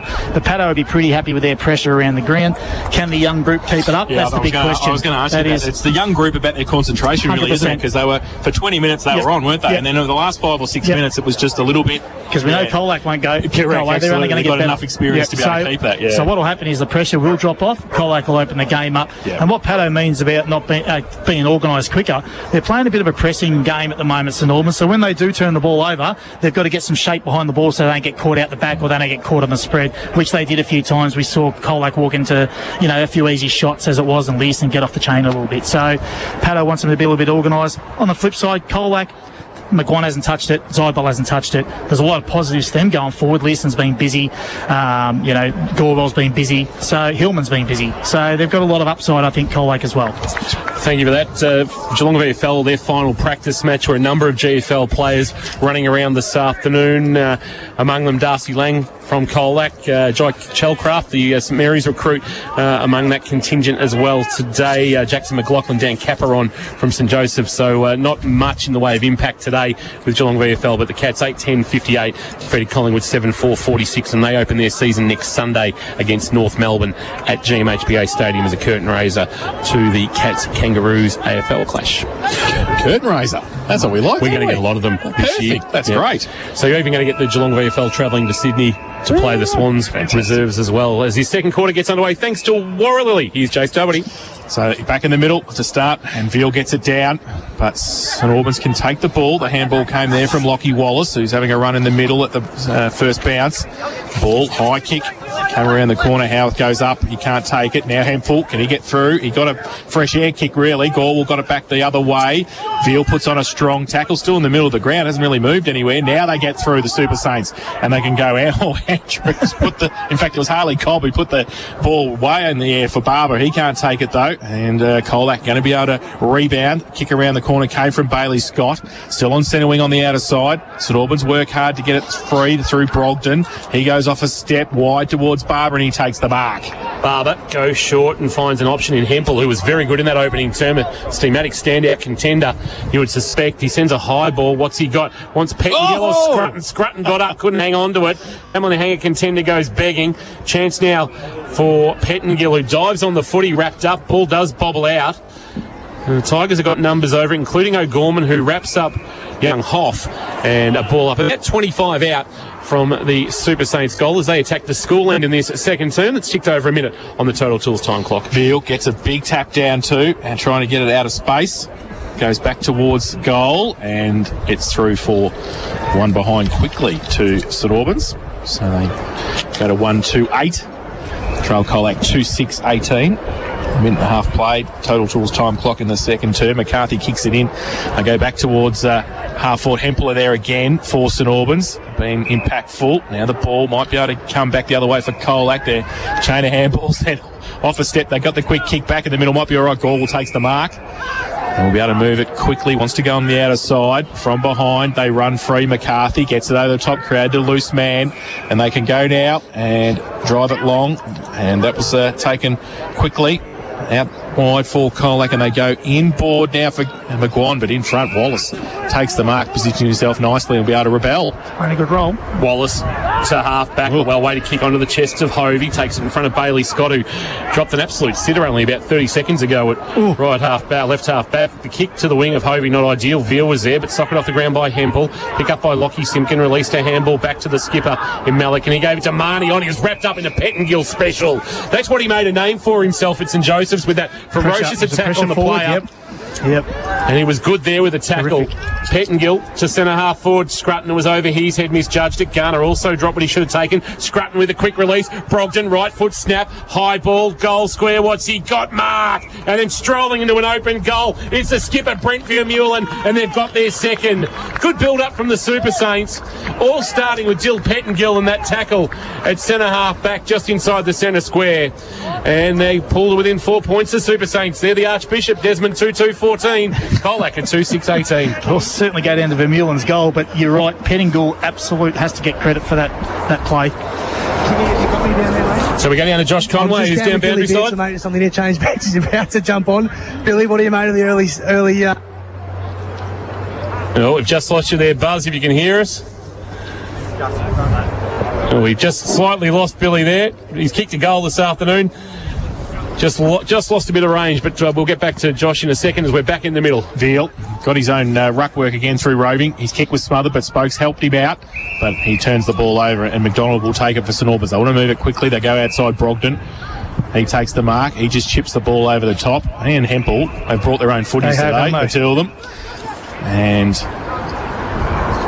Damon Hempel will go from centre wing. High kick towards half forward. Big pack there. Pettingill might have got a hold, did he, in the marking contest, and he will take the free kick right half forward on the outer side. Super Saints pressing again. Gee, that was lucky not to be 50. Yeah, the ball back wasn't crash hot. Now he goes right foot kick, sets it to the top of the square, over the head of Garner, and that's a great mark. Is that Vermeulen again? Just sitting and reading the play better at the back, and over the head of Jaron McCormack as well, and they look really disorganised down there, Jace. As soon as that quick ball comes in, they look disorganised. Jaron McCormack's not a fullback, but he's trying to play the role of fullback. He's been out. The last two, he's been out of position. Vermeulen, he nearly missed it, actually. That was pretty close to the left-hand goal post, but he got it for his second, and that gives St Albans the lead. 3-2-20. They lead Colac 2-6-18. Second quarter, thanks to Warralilly. Live in Geelong's most awarded community, and I do. It's amazing. It was meant to be. It's meant to be. I love the second term. Second term's all yours. Super Saints going well, Kirsch. Well, they're moving the ball quickly. Maybe the new style of football suiting their game style versus Colac at the moment. Yeah. In the experts chair this afternoon for Wilson's Real Estate, Matt Kershaw. And, of course, Wilson's Real Estate, Geelong property done properly. James Wilson and the team, as you'd expect, doing a wonderful job. Here's Brogdon after winning the tap down by Veal of Colac. Socket off the ground by Monaghan. Inside 50 go the Super Saints. Great pick up Zy Bell. The ball ends up with McGuan to Marnie now. Marnie steps inside a would-be tackler, but lost it in the tackle. And that was Bailey Coots laying a good tackle.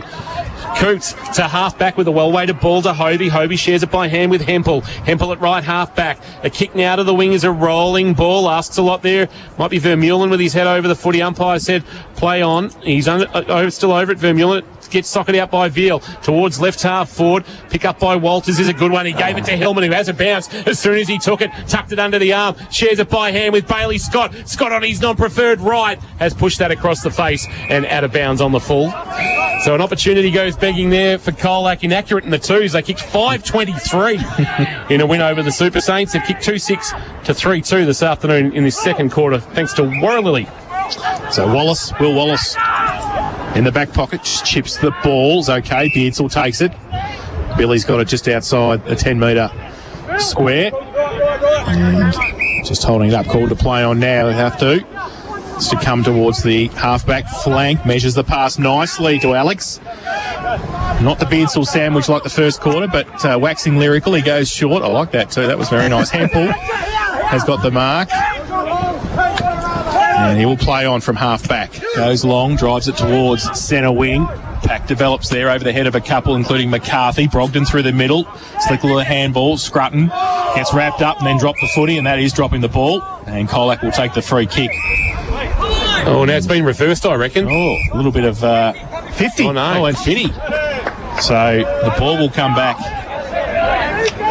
And Bailey Brogden doesn't want to give the footy away. Want to be careful. That's another 50. Be careful. So Colac will come down inside 50 with the free kick. I think it's Lockie Simpkin has got it. Chief Benny Patrick would be frustrated with that, Kirsch. Yeah, he would be. I mean, there wasn't a great deal in it. There was just a bit of push and shove. But And I'm not buying real estate off that umpire. No, sure. No, it's a small block of land, that one. So Lockie Simpkin from just outside 50. We'll have a shot for goal at the southern end of the ground. He comes in and uses the man on the mark who just has to stand there, veers and pushes across to the left-hand side and through for one behind. So they go to 2-7-19, the Tigers. St Albans 3-2-20. And we've played 8 minutes on the Total Tools time clock in the second term. Wolfenden will bring the ball back into play once we get the ball back from the car park. We don't get that in an AFL broadcast on K-Rock footy. From the car park, thank you. And Wolfenden, part of the talented crop of youngsters involved with the Super Saints over recent years, like with Cobb and Brogden and the like. Halfback wanting Hovey. He'll fly, can't mark, brings it to ground though. He did his own roving, but then lost it in the tackle of Veal. Picked up the loose ball again. He was good there, Hovey. Handball on the bounce. Cooch trying to barge his way through, caught one high. And we'll take it at true centre half back. And it'll open up for them broadcast side. Neat little kick is taken by Wallace. That's Lockie. He'll send it long towards centre half forward. Wants Pett and Gillen a one-on-one. Had to play spoiler. Knocked it to ground. Front of the pack. They got numbers. Brogden, but he turned it over. McCormack, though, left the footy behind as he tried to depart the scene.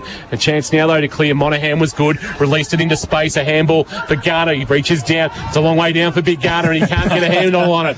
Monaghan wants to see it to the boundary line now. Coming the other way, Kane Smart. Haven't caught a lot of him in his first game back for a number of years, the Premiership player of 2014. And we've got a ball up at left half forward for St Albans, who are giving plenty. They lead by 1, 3-2-20. Colac 2-7-19. K-Rock football on a Saturday Arvo, GFL style, fueled by Atco Cafe 24/7. Hovey got it down towards Brogden, who is getting a bit of attention wherever he goes at the moment. No wonder. He's had plenty of the football. It's off hands and out of bounds for a throw-in left half forward for the Super Saints. Well, the pressure certainly hasn't dropped off, and their style of play is... Hovey takes it out of the ruck contest, and he needs to get rid of it now. He does. Wolfenden through traffic, left foot kick towards inside 50. Barber had it, lost it, got it back. Can they pick it up, though, from the tackle there from the scrimmage? No, the Tigers. They've got the numbers and they can break free and go to the outer side. It has to be a perfect sort of kick, and it is to Learson, who breaks free. 2 bounces and can run away, and they're not going to catch him. 3 bounces. He can keep going. 4 bounces. He's inside 50 now. He tried to measure the pass towards McGuire, who has to chase it towards the boundary line. He can pick it up. Can he get around Wallace? He can't. He comes back, and it's okay, and he finds Hillman, who will have a set shot for goal from 30 out. There's got to be something wrong with that ball.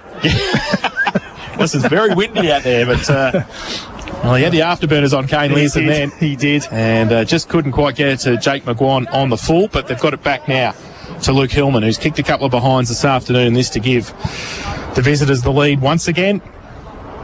He comes in, southern end of the ground. Oh, he plays on. That's interesting. Gives himself a couple of extra metres, and he missed it, I think, where he ran.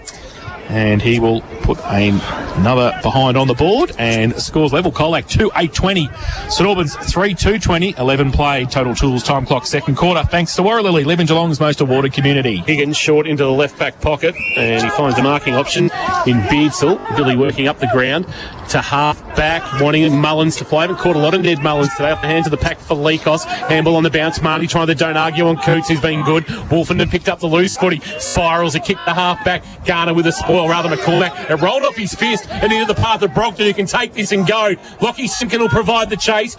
Brogdon just stops some props and then steps inside the man coming towards him in Melican, and then the well-weighted kick. That should be a free kick for a push, shouldn't it? And it has been paid. So it'll be a free kick to the Super Saints. The push played against McCarthy, and the free kick will go to Harley Cobb. And a chance to give back the lead to St Albans with any score. They did lead by 2 points, back-to-back behinds from the Tigers to level things up at 20 apiece. And Harley Cobb, playing game number 37 of his young career, starts at left, works it right, hits it well, and they lead by a kick. St Albans are 4-2-26. They lead the Tigers 2-8-20, second term K-Rock action thanks to Warralilly. Live in Geelong's most awarded community. Find out more, warralilly.com.au. And Matty Kershaw is in the experts chair for Wilson's Real Estate. They gave cheek to Colac in the two meetings. They were both by less than 4 goals. Colac wins in 2019. They're giving more than that this afternoon. They certainly are. And I guess new coach, new style, new systems, and you can actually see the way they're playing. They've actually got Colac off the bit. They're getting them up the ground and they're beating them out the back several times. Then they were going that quick. They had to stop, wait for some players to get forward of the ball, hit him up perfectly, free kick. Zybel from the It's great middle to watch. does nicely, and they get it down through Spokes to half forward. Go out towards McGuan. Wallace leads him in the race to the footy, and he runs away. Right foot kick around the corner towards centre wing. McCarthy can't take it. Brogdon, he kicks it short way towards Biensel, who got on the up, and they got it away and go inside half forward. The Tigers under pressure across the half-back flank. Wolfenden's there. He wrapped up. That's a good tackle, and that should be holding the ball. He had prior opportunity, and Colac will have a relief of pressure just somewhat across half-back, and we'll try and move it into attack. O'Gorman with the footy, left half-back. Former Falcon. Left footer, a high kick. Towards the outer wing, it'll hang, and well judged there. Good mark taken by Aaron Walters, and the play on quick. Chance to go inside 50. Joffy Simpkin, what's he got? It's a floater, but Learson playing in front of Howarth is marked on the chest. Young Howarth on debut. Actually, no, he's not on debut. He's not one that's not on debut for the Super Saints, but still inexperienced. 200 less games than that of Kane Learson, who is still looking for goal 250. He's had a couple of earlier attempts, but missed both. This to tie the score and make him only the third Tiger after Jake Carmody and Jake McGuan to reach that mark in the GFL. He keeps it low, he drives it, and it just has the carry, and that's goal 250 of the career of Kane Learson. Well done, Kane Learson. A decorated career, another milestone, and he levels the scores with Colac 3-8-26, St Albans 4-2-26 in this second quarter of K-Rock action. K-Rock football fueled by APCO Cafe 24/7. Here's Matt Kershaw. I think if Colac can get their running game going and expose St Albans a little bit on the outside, particularly making the ground a bit, using the width of the ground like they did then, I think they can hurt St Albans. But St Albans, to their credit, they're staying in the game with their pressure. They just need to keep that pressure up. Back to the middle. Zybel for Colac goes up, gets it down towards Marnie. He's wrapped up. Beardsall in there as well, fighting hard for it. Umpire, what will he do? He will... Well, I call that the punts. I don't know whether I'm allowed to call it on K-Rock, but that's the punts when the umpire goes down like that nicely and gives Beardsall a free kick. It's beautiful. That's his fourth holding the ball, Marnie. Yeah, so he's had plenty of it, but he's coughing it up a bit, but they've turned it over. And now Spokes takes it at the back end of the centre square for Colac. So wasted ball there from Billy Beardsall. He goes short. Oh, dangerous kick. Wolfenden in the middle. He tracked it back. Got some support. They go out wide with the kick, but they've turned it over again. That came from Mullins. And Colac again on the outside over on centre wing, and they can just settle the play down. Hewlin wheels around on the left, goes long towards half forward. Beautiful play. O'Gorman worked his man past the footy. He goes inside Learson. He keeps his feet. But Wallace is back there helping out. Missed the target with the handball though. Can they pick that up? They can. And comes back. It might be okay to Smart. He picks it up, gets around one. Can he? Oh, geez, he got rid of the ball just in time. Comes to the back. Joffy, right foot kick around the corner, has missed. And through for one behind. So they take the lead, Colac, 3-9-27. St Albans 4-2-26, 16 played. Second term on the Total Tools time clock. Every tool for every trade. That's Total Tools, Thompson Road in North Geelong. Higgins to bring the ball back into play. Be happy with their second quarter performance so far, St Albans, but this is where Colac got on top in the opening term. In this sort of late period into red time. Short kicking of Higgins is marked by Will Wallace. He's called a play on. He stands around the man on the mark, and that's Gorwall, and he sends it towards our broadcast position. Best seats in the house for APCO Cafe 24/7. Asking a lot of Pettengill on a 4-on-1. He loses out. Lockie Simpkins, little kick. They're looking for Felikos. Coots went over the footy. Turnover. Barber, the veteran. Cheap little kick is okay for Hempel, but there's going to be a free kick paid there for an arm chop, which is probably not there, but umpire said play on. Now with the kick towards half forward. Where's Beardsley's there, but he's not going to get involved in the contest. Hewlin got it from Lockie Simpkin. His kick not great. Wolfenden on the half volley took it, tried to claim the mark. I'm not walking. And the umpire said, I'll give it a ball up after the tackle laid by Zybell. Josh, down to you. Has there been a jumper change for Colac? 32's all of a sudden appeared out of nowhere. Yeah, I didn't see anyone change. King. I'll keep my eyes out for it though, mate. Ball from the contest at half forward for St Albans. And the ball. It's actually Dustin Walters. We just haven't caught a lot of him. Yeah, the ball comes out. Colac running through the middle, as Kirsch said. If they get outside, they're in trouble. St Albans, now McGuan measures the pass inside 50. A one-on-one. Higgins back there with Learson, used his pace. Could he get to the front? Can he keep the ball in front? And he tried to kick it off the ground. Fresh air shot. Lionel Messi is not. And now Higgins does nicely. Short little kick is okay. And he finds Wolfenden. Wolfenden about 30 from his defensive goal, just now forced into a slow play to half back. Well, way to kick. Hempel has been outstanding. A steamatic standout contender. The recruit from Yarrawonga of a couple of years ago went looking for Scrutton, who couldn't mark, but brought it to ground level. Pettengill did the roving, spun out of a tackle and then just hacked it on the boot and asked Brogdon to run onto it, although first they will be smart. Good contest, Beardsell, and then he was legged. He'll bounce to his feet and he'll come back. He thought about going on with it.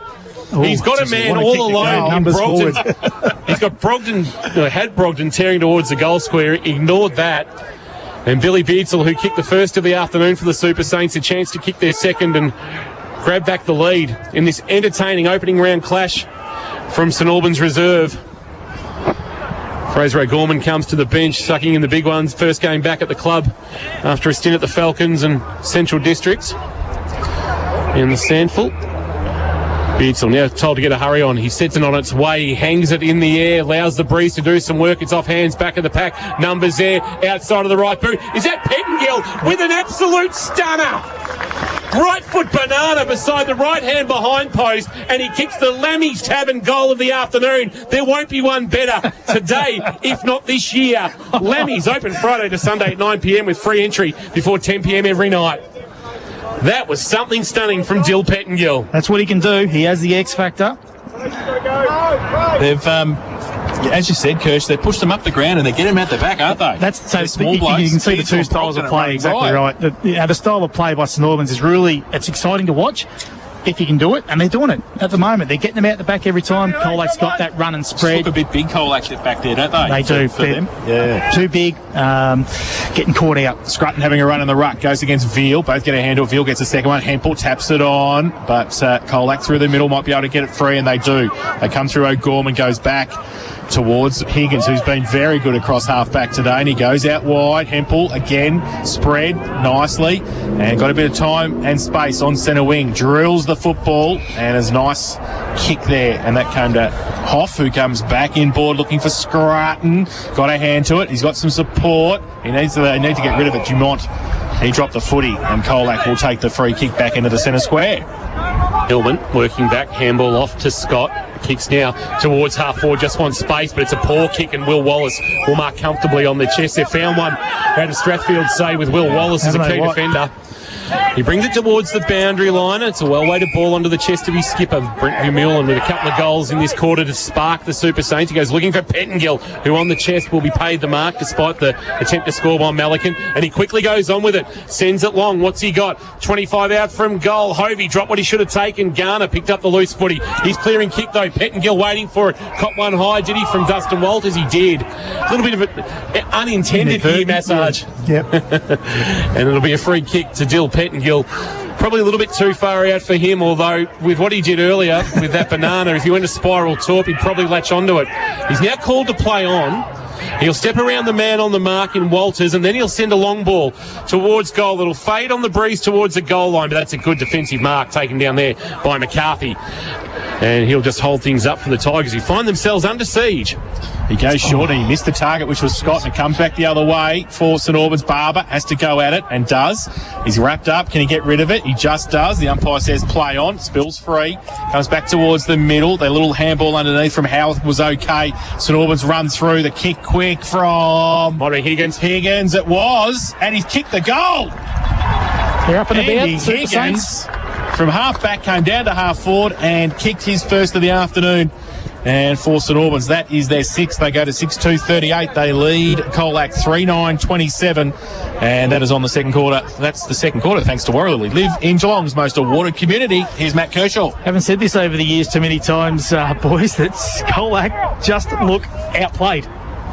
And usually you hear that against the top sides of the GFL, but St Albans are taking it right up to them at the moment, and if not, beating them in every aspect of this game. It's the equal biggest lead of the game. Colac led by 11 points at quarter time. They have kicked 5 goals in this second term as Scrutton and Veal go at it in the middle. There was no clear winner of the ruck contest. It's going to be a free kick paid. It's going to come back to O'Gorman against Bailey Brogden as we tick towards 22.5 minutes gone in this second term for Total Tools. Total Tools, every tool for every trade. We'll go around the grounds for Leopold Sporties at half-time. Plenty to look at. GDFL and Ballerine scores as well as the AFL and AFLW preliminary finals. A high kick from O'Gorman will float towards left half forward. Oh, good mark, Zybell. He wanted to go on with it with a handball, but decided that discretion was a better part of valour and got off the mark. Now kicked short. One of McGuan. Well played by young McDonald. Knocked it away. Front of the pack, Simpkin. That's Joffe. Handball to McGuan. McGuan goes back by hand to Scott. Scott wants to come inboard, but it was a poor kick. Just tried to check the kick and in doing so mishit it. Brogden dived on the loose footy and we'll get a ball up. About 52 out from goal. Kirsch, one thing that I want to raise with you. Go. The umpiring's been pretty good. It's been terrific. Yeah. I can't see any faults with it. I mean, this is what we want. This is the standard we want, Kingy. It's been terrific. Fresh air shot there. Came back towards Brogden, who gets wrapped up. The umpire will come in and he'll have a ball up. The Colac boys not happy with that decision, but I think the right one there. So there'll be a ball up just inside 50 for the Tigers, southern end of the ground.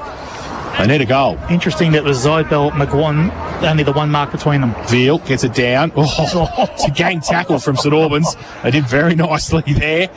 And the ball will spill free now. The corner Spokes gets a left foot kick back inboard. Off the side of the back. Free kick for over the shoulder, said the umpire. There's going to be a Colac free kick. Nice little rib tickler on the way through. Yeah, and taking their time to get up. It might be... Is it Zybell? Is it Zybell? Or Hillman? It's Zybell, I think. Yeah. So John God, your emergency specialist, just keep an eye on that one. Josh Conway down boundary side. Zach picking himself and dusting himself off. So Zybell's going to kick from goal for 30 out, southern end of the ground. Late stages this second term. The Tigers need it.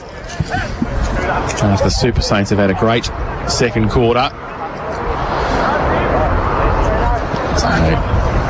Zach Zybell comes in now.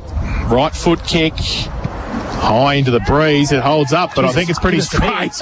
And he's kicked the goal. Zach Zybell, his first.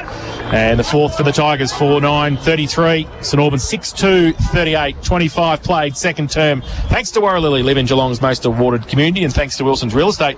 Wilson's Real Estate, Geelong property done properly. Here's Matt Kershaw. Well, I guess quick ball entry into Colac's forward half is going to be their key. They have to get in there quick, let their forwards have an opportunity to take a mark or at least be in front, make a contest. It's the only way they're going to get back into this game, I think. 6-2-38, St Albans, Colac 4-9-33. 25 minutes have ticked over on the Total Tools time clock. And Warralilly, check out warralilly.com.au. And, of course, Warralilly Grange, Mountain Ede's best address, is now selling. There's a free kick, is there, in the ruck contest, and it's going to come back to Paddy Barber, who's gone in... Shepherd in the ruck. To relieve both Hovey and Scrutton. So this is the third big man they've used at centre bounces as Barber drives it towards half forward. What's he got? Garner, or rather McCormack, came out, couldn't take it for the Tigers. He's taken in a good tackle and dragged it ground. The forward pressure that St Albans have brought today to not allow the ball out easily would really be impressing Ben Patrick. There's minimum 2 tacklers every time. Every time. That ball's not getting out. Yeah, that's why Pettingill, I suspect, is so versatile. They've trained him as a defender. They've moved him forward. He's had an impact Barber and Veal. Veal winning the tap down. Here's Spokes. There's a bit going on off the footy. Pettingill involved. Veal with the clearing kick to the wing. It's over the head there of Monaghan. Taken by Wolf and then just handballed to a voice, but that was Felikos of Colac. He gave it to Yuland. He gives it now to Monaghan. Under pressure from Hemphill. Scrub the kick towards rolling half forward. Coots will attack it to the boundary line. Little nudge from McGuan to help him out in the footy. And a boundary throw in right below our best seats in the house. Thanks to APCO Cafe 24/7. It always seems in commentary boxes at local footy that the intensity goes up in the commentators when the ball comes to us. Here it is. Boundary throw in. Veal in front. Barber from behind. Wolfenden, he left it behind. Ball came out from Smart. And Brogdon gets across there. Left foot kick back towards centre wing. Over the head of a couple. But McCarthy kept his feet. Handball back. Standing start. Garner just goes back to measures the pass. Oh, no mark taken though. Oh, they might get a free kick. No, the umpire said play on. There was a bit of a leg there, but they've still got the numbers. McCarthy followed it up and goes out wide. Foot race. Higgins gets out there and he gets there first. Does nicely. Goes left, right, and then he just settles the play down on centre wing. Wants somebody to move for him. He goes further afield. It might be okay. Can they get around though? That's the thing. And I think they can, and they go back in board St Albans. There's a 2-on-2. No mark taken. And Colac this time can break away, and they draw a couple of players. Can they get the handball over the top? Sets it up for Marnie's handball. Missed the target. They can get it back the other way. Now Wallace, Lockie Wallace with a right foot kick high, close to the goal line. And the umpire calls play on. Pretty close there. Kick off the ground by Pettingill. And just behind. He's a very mercurial Dylan Pettingill. And he takes St Albans to 6-3-39. They lead Colac 4-9-33. Nearly 28 minutes played. Second term. Warralilly live in Geelong's most awarded community. Lockie Simpkin to bring the ball back into play, but Colac wanting the half-time siren at the moment. Long ball towards half-back, looking for Veal or Simpkin. It's Joffe, a handball on the bounce back to Garner. Garner's got it in the left-back pocket towards the scoreboard outer side that shows St Albans leading by a goal. Cleared the pack and Howarth cleaned up for St Albans, but he's turned it over to O'Gorman. Learson heard a voice. Simpkin lowered the vision and then kicked towards half forward. Rolling ball taken on the second bounce. McGuan, Hillman's away with a bounce, and he'll have a second bounce. He'll run to 25. Loop a handball over the top, and Kane Smart all alone in the goal square has tied things up. Great passage of play. They took the game on the Tigers from half back, and they've been rewarded for their efforts with Kane Smart kicking the goal on his return from ball when he tied things up at 5-9-39 to 6-3-39 here in this second quarter, thanks to Warralilly, live in Geelong's most awarded community. That is a glimpse of their aggressive play that they can bring to the football field, and we haven't seen it a great deal today. We've seen it probably 10 times from St Albans, but that's really, I reckon, the first glimpse of aggressive play through the corridor, using their speed, using their numbers, and a bit of overlap. Matt Kershaw and the Wilson's Real Estate Expert Chair. Wilson's Real Estate, Geelong property done properly. K-Rock football tomorrow live from 2 o'clock for Geelong and Melbourne at the MCG. Veal takes it out of the ruck contest, goes long towards half forward. Might be okay too. They take the mark and quickly go. Hewlin can get around on his left, but he's that's been chopped off. Howard takes the mark for St Albans, and back going the other way might be okay. The Super Saints have got the numbers. Back into the centre square. Lockie Wallace takes it, goes out wide as the siren sounds. And it's all square at half-time. St Albans 6-3-39. And Colac 5-9-39. Second quarter, thanks to Warralilly, live in Geelong's most awarded community, as Josh Conway's heading out towards potentially Joffe Simpkin maybe for a chat. We'll keep an eye on what Buzz is up to, but we'll get some scores to you in a moment as we go to this half-time for next level skirmish. But not good radio, but put your hands up if you thought St Albans and Colac would be level at half-time. Not me. I did say St Albans would win it by 3 points at some stage. You did. So I'm probably after you heard that it was being played in the club rooms. No, I don't think we would have thought that at half-time. And you know what? Full credit to them. Yeah. I'm happy to sit here and be wrong. For Loco Sportswear Team Apparel for champion teams, here's Josh Conway with Billy Beardsall. Thank you, King. I'm alongside Billy. Mate, that's a great first half. And the boys, what did you make of it? Yeah, unreal, mate. We've been fighting really hard and we're in it, so it's good. What's the feeling like around the guys, mate? Just giving a few high fives there. Everyone pretty pumped after that first half? Yeah, absolutely. Everyone's up and about, and we can definitely win this in the second half, so we'll have a crack at it. What about yourself, mate? A nice early one for you? Yeah, nice early one, which is always good. Get in there. Well done, Bill. Josh Conway, great stuff down boundary side Buzz for Loco Sportswear Team Apparel for champion teams, and our interviews also for Harmac Homes. It is half-time for Next Level Skirmish, gentlemen. We'll take a break, catch our breath. Good first half of footy to open up season 2021. And, of course, with Next Level Skirmish, if you like your paintball without the mess or bruises, which I know Kirsch doesn't like mess or bruises, get your free birthday party worth $230 when you book or pay for 10 or more players. It's half-time for St Albans Reserve, and it is all tied up at 39 apiece between St Albans and Colac. We're fueled by APCO Cafe 24/7. Live, breathe, K-Rock footy. Fresh Daily with Tom and Loggy. Are you noticing on Instagram that a lot of people that you've had nothing to do with for the last maybe 10 years, but you still for some reason follow on Insta, are popping up? Yes. In your feed? Yes. And you're scrolling. Yes, I have noticed that. You're scrolling and you're like, what? It's actually a good way for me to unfollow people Yes. that I don't. I unfollowed people yesterday and I also muted some people too. Oh, really? Yeah. Is that why you didn't reply to my stuff? You never watch my stuff. Yeah. I knew where you were going with that one, mate. Don't you worry. Fresh Daily with Tom and Loggy. Get the full story with 10 news. First at 5. Hamlin Homes, proudly Geelong's largest locally owned and operated builder. Distinctively familiar with the region's lifestyles, landscapes and suppliers. Distinctive in history, having served the local area since 1983. Distinctive in our ongoing commitment to the local community. Distinctive in design, taking inspiration from the local environment to create beautifully unique homes that reflect our clients' aspirations. Hamlin Homes, distinctively local. Hamlin.com.au. It's time to add warmth to your home with a new carpet from Harvey Norman. Hot deals on a wide range, from easy-to-clean options to super soft or modern textures. We have the right carpet for you, like hard-wearing solution dyed carpet from only $15 per square metre. Purchase with 60 months interest-free and receive a bonus gift card up to the value of $500. Minimum financed amount $1,000. Approved applicants only. 60 equal monthly payments. Interest applies if you do not comply with terms and conditions. Fees and exclusions apply. Now at Harvey Norman. Easy parking at two great locations, Corio and Warn Ponds. G'day Geelong, Kingy here with APCO Joe, and we're pumped. Oh, that's right, Kingy, because in season 2021, APCO is #1 ticket holder for K-Rock football, and APCO will be there with the K-Rock team to bring you the call. Check this out. Cameron takes a grab. Whoa, here comes Hawkins on the lead. What do you think, Kingy? Oh, that's some great work, Joe. Going above and beyond as a sponsor. Haha, Kingy, I've got my game face on, and I'm ready to barrack hard. It's the biggest footy season ever. At APCO, we've got you.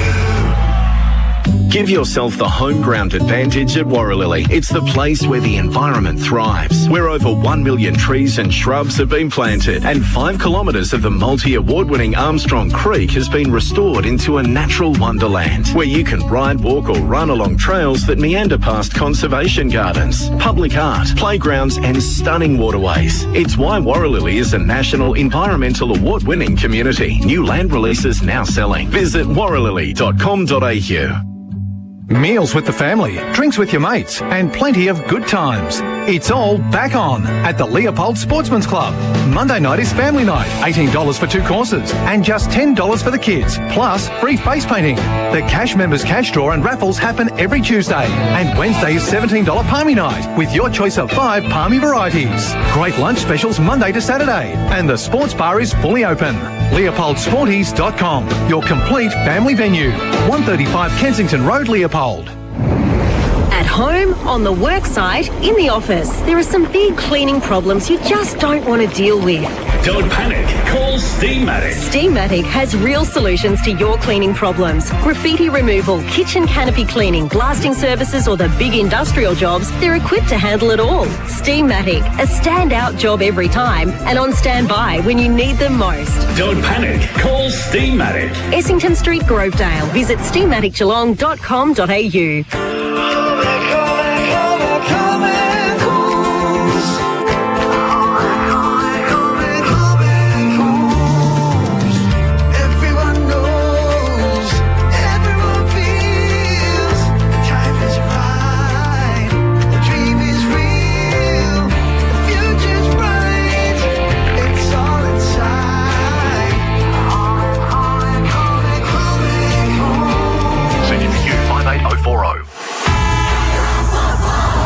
our number one ticket holder, APCO. Fueled by APCO Cafe 24/7. Scrapping with a quick release. Brogdon, right foot snap, high ball, goal square. What's he got? Mark! And then strolling into an open goal. It's the skipper, Brent Vermeulen, and they've got their second. Good build up from the Super Saints. This to tie the score and make him only the third Tiger to reach that mark in the GFL. He keeps it low, he drives it, and it just has the carry. And that's goal 250 of the career of Kane Learson. It's off hands, back of the pack. Numbers there, outside of the right boot. Is that Pettengill with an absolute stunner? Right foot banana beside the right hand behind post, and he kicks the Lammy's Tavern goal of the afternoon. Certainly was a Lammy's Tavern goal of the afternoon. It might be one of the goals of the year in the GFL. I know we don't have much to pick from as we're only 3 quarters into game number 1, or 2 quarters into game number 1. So but it wasn't bad. It was pretty good. I reckon that might show up across AFL Bowen's highlights this week. And of course, the match today broadcast through KROC 955, kroc.com.au, the KROC app, but also the AFL Bowen Facebook page, as Josh Conway is just loitering down boundary side, dare I say buzzing around. Buzz, the weather's cleared nicely for you, and you can look over to the west over the St Albans social rooms. And what are you seeing in terms of cloud? Are we going to get weather impact in this second half? Yeah, it's a little grey, Kingy, but certainly nowhere near as threatening as it looked earlier when it actually was coming down pretty consistently. So hopefully, cross fingers, will be okay for the rest of the afternoon. All right, half-time thanks to Next Level Skirmish. Thanks, Buzz. Like paintball without the mess or bruises, get your free birthday party with $230 when you book and pay for 10 or more players at Next Level Skirmish. No injury concerns, Buzz, for St John of Godford? No, there was just McCarthy came off at the start of that second quarter just limping, but I think it was just a knock, and he went back on the ground after that. St John of God, your emergency specialist, now open 24/7. Let's go around the grounds and have a look at the scores, and let's start with the GDFL. Jace, what is happening? 4 games this afternoon in the GD. There is Anarchy at home, 117, Trail North Geelong 12-6-78, Magpies in control there. East and Thompson, the battle of the roundabout, 5-2-32, East Geelong, Thompson at 3-5-23. Bellpost Hill 6-4-40, lead Inverleigh 3-6-24, and Werribee Central's 2-9-21, lead Geelong West 1-4-10 in a low scoring up at Werribee. All right, for Leopold Sportsman's Club, Leopold Sporties, Kensington Road, Leopold, your complete family venue. Paul and the team will look after you. Ballerine scores: Barwon Head 6-3-39, Anglesey 1-4-10 down at Alameda Reserve. At KFC Oval, Geelong Amateur 1-1-7, Torquay 6-2-38. Right now, I think Torquay and Barwon Heads are the 2 teams to beat in the Ballerine. Yeah, absolutely. Drysdale 6-8-44 after being given a hiding last week by Barwon Heads to Queenscliff 1 straight 6. Wow. Just the other side of Coppards Road at Newcombe Sand and Soil Oval, Mottawarri 3-6-24, Newcombe 3-5-23. Don't sleep on Newcombe. Don't sleep on Brenton Rees. No. Because he had it 45 times last week against Port Arlington. I thought it was 50, wasn't it? Well, it was somewhere north of 40. And Ocean Grove 6-5-41, Port Arlington 2-4-16 is Ocean Grove. I don't know if one team's owned another club for as long as Ocean Grove's owned Port Arlington. Port last beat Ocean Grove in 1994. Wow. I don't know if that's anywhere in local football that a club has gone that long without beating an opposition in a league. That's a lot. That is a long time. 1994. I was at uni. That's how long ago that was. Ocean Grove played Port in the grand final that year. 94. That started their run. Who won the GFL that year? It would have been Lara. Who was playing for Lara? Some bloke. Oh, Ian Rickman. Ian Rickman was playing for Lara at the time. It's good to see there was someone out there bigger than me. Filled the hoops out well. Him and Jerome Beekman's down forward made me look like Twiggy. Yes, that's right. Yes. That was a pretty good side. Yeah, 94. It was a good side. 94 Lara's side. In the AFL, and there is only one game this afternoon, the Bulldogs and the Lions, and it's Western Bulldogs 7-8-50 leading the Brisbane Lions 4-4-28. And AFLW this afternoon, it is preliminary final afternoon as we just make our way through the apps and find the scores for this afternoon's games. And the first of the prelims this afternoon, and it's Adelaide comfortably leading Melbourne 26-3.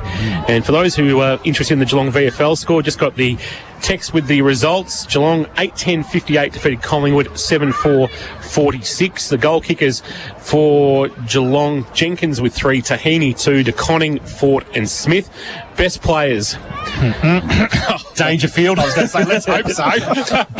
but this is of interest to GFL listeners. Darcy Lang was next best for the VFL. Aaron Black, Jackson Thurlow. Come on, Buzz. What are the whispers? Has Jackson Thurlow nominated a GFL club yet? I have heard a couple of whispers, Kingy, but I'm not confident enough to run with who it is. But there might be another VFL listed player where he's been linked to. But okay. I'm not confident enough yet. So it's one of St Joseph's, St Mary's, Newtown, Bell Park. It's one of those four. No, South you didn't mention South Leopold club. I'm not going to say it. South Bowen don't have a, don't they? I don't think they've got a VFL listed player this year. Oh, they have James Parsons. James Parsons. No, I don't know. How's that fence you've been sitting on? I would just get the tweezers for those splinters. He knows exactly where he's going. Stevens and Charlie Constable. Oh no. Really? They haven't dropped him again, have Sounds they? like it. Wow. What has he done? Well, we'll talk about that tomorrow. He's good for 2.5 quarters, and then he, and unfortunately, just struggles to run out games, I reckon. But when he gets his hands on the footy, and he can, he certainly can. Yep. We need to take another break. When we come back for Wilson's Real Estate, we're going to get the thoughts of Matt Kershaw on the first half. Look at that head-to-head for Geelong Insurance Brokers, and of course, with 39 years in the insurance industry, Don and the team at Geelong Insurance Brokers work with their clients to ensure they have the right cover, not just the cheapest premium. It is half time for Next Level Skirmish. We're at St Albans Reserve as the rain comes in, and Josh will be wrapped with that. 5-9-39 Colac, 6-3-39 St Albans. We've got a good one. We've got the close one on a Saturday afternoon, and we're fueled by Apco Cafe 24/7. Live Brief, Carrot Football. Everyone in Geelong is talking about the mysterious Herbie. Wasn't Herbie's Cooking Adventures a TV show? It's that guy, isn't it? Who or what is Herbie? All will be revealed Monday at 3 p.m. Only on K-Rock 955. Give yourself the home ground advantage at Warralilly. It's the place where the environment thrives, where over 1 million trees and shrubs have been planted, and 5 kilometres of the multi-award-winning Armstrong Creek has been restored into a natural wonderland, where you can ride, walk or run along trails that meander past conservation gardens, public art, playgrounds and stunning waterways. It's why Warralilly is a national environmental award-winning community. New land releases now selling. Visit warralilly.com.au.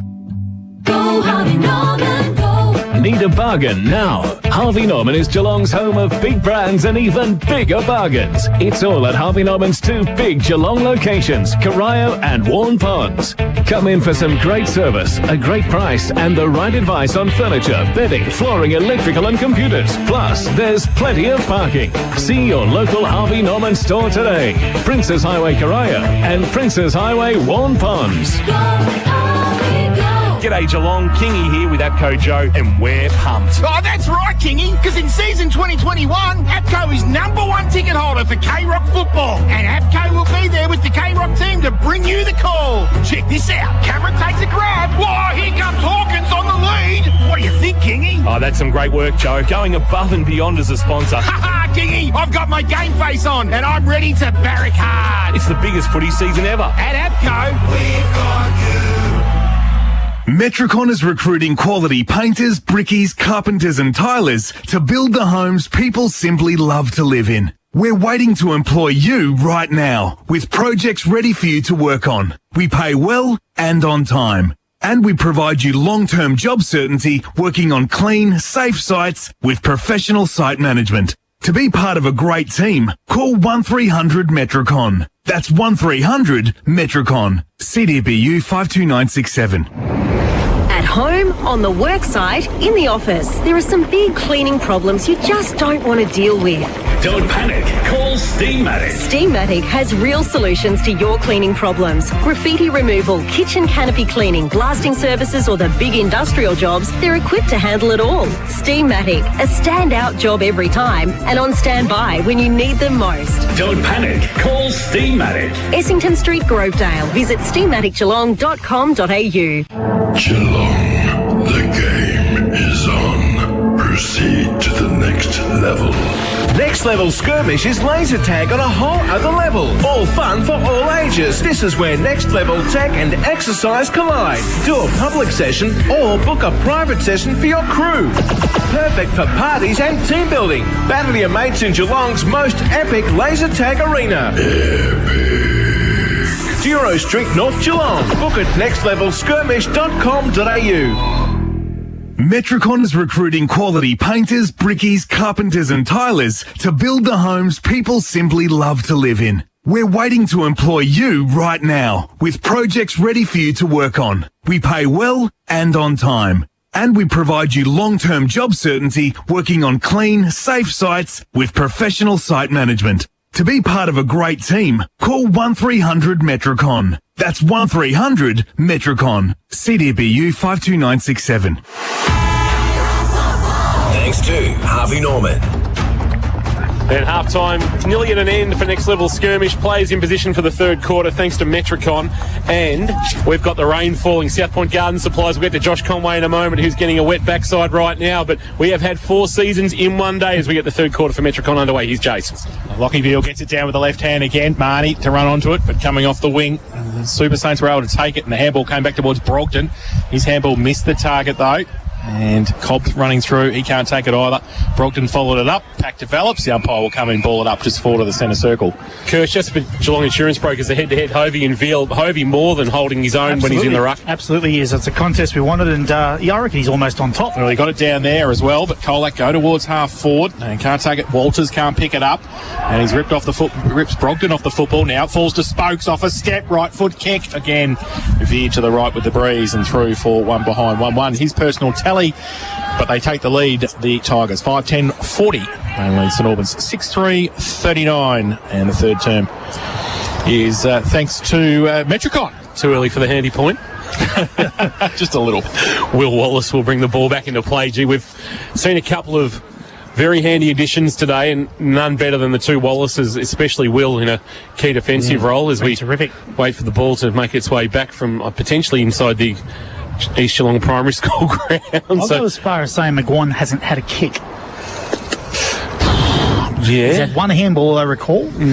I'll go as far as saying that. We haven't called a lot of him. Held him terrifically well. They've done well down there. Him and Jamont down there with his key bigs. Down to Buzz. I'm making no more weather predictions, mate. No more predictions for me at all. It's dropped 10 degrees in 5 minutes and it's hammering down. So this is, I hope it's nice in there, boys. South Point Garden Supplies. We've got a delay in play here, and we usually get these for score reviews at AFL level, but this time we've got it for the ball going into a primary school ground. Wallace will take off towards the broadcast side, right back pocket at the city end of the ground, looking down there for Pettingill to fly. Had to spoil on Felikos. Quick kick, Vermeulen. That went off the outside of the right boot and landed on the chest of Dustin Walters, who's dumped in a tackle straight away. It didn't go 15, and we'll get a ball up, and that may be the worst kick of Brent Vermeulen's very decorated career. So ball up left half forward for Colac. Veal doing the ruck work. The tap down. Ball at the base of the pack. Marnie. He's wrapped up by Lockie Wallace. It's actually a two-man tackle. The ferocity and the intensity of the attack on the man and the ball from St Albans has been something to watch, and something that 10 other clubs will be looking very intently at, Kirsch. Absolutely they will. The coach will be very happy so far. Now the ball from the ruck contest. The handball came back from Scott. Off a step, Hillman. Right foot kick high towards the 10 metre square. Big pack there. Off how is that Mark Zeidbelt? I think second effort. And he took the mark. He got hands to it to start with and then went up again and will shoot for goal from 15 out directly in front. And the start the Tigers will want in this third term. Wallace not happy about the call, but I think it was probably the right call. So. Yep. He got hands first to it. He comes in now, measures that, and pushes it through. And he gets some elevation on them, doesn't he? They're like my wedges, they are. So that's his second of the afternoon. Zach Zeidbelt. And Colac, that is their 6th of the afternoon. They go to 6:10:46. They lead St Albans 6-3-39. And 3 minutes play. Total Tools, time clock, Total Tools, every tool for every trade. I think they may have got a little shake-up at half-time in there. I think Rowan might have had a few stern words to him, and they've come out a little bit more aggressive, which was probably going to be the review at half-time as well about their aggression with ball in hand, and they've come out a little bit more aggressive.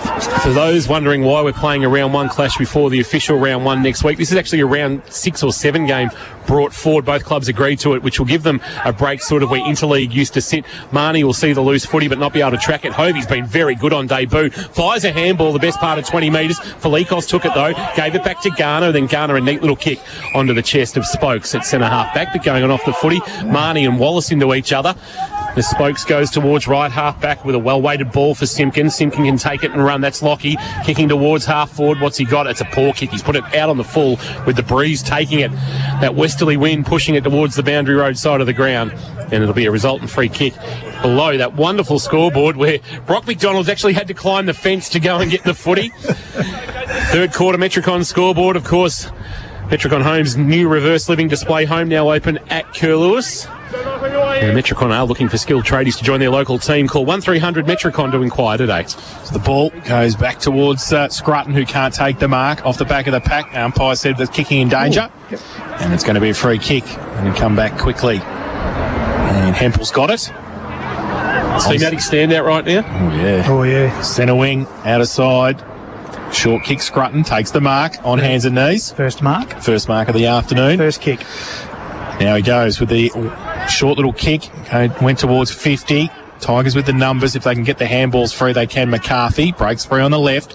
Chips the ball to a vacant half forward, centre half back position. Wanted Hillman to run onto it, but St Albans have got the numbers on the outside, and they're okay. Wallace has taken the mark. 50 out from goal. A fair kick from there. He's got Alex Beardsall right next to him, directing traffic. Question is, where's Billy Beardsall right now? No, he's about to come onto the ground. So, Lockie Wallace will kick from outside 50 at right half forward, southern end of the ground, and he has not brought it back far enough. It's out of bounds on the full, and Liam McCarthy's going to take the resultant free kick for Colac once the footy comes back. Nobody getting out of the cars at the moment, and as Josh Conway said, it's gone down about 10 degrees in the last 30 seconds. McCarthy now with the left foot goes towards half-back. Veal over the back. Walters takes the mark and will let Colac out of half-back. Aaron Walters, a Hamlin Hanger contender there in that pack. He can go short right towards our broadcast position, and Newland has marked their seats in the house.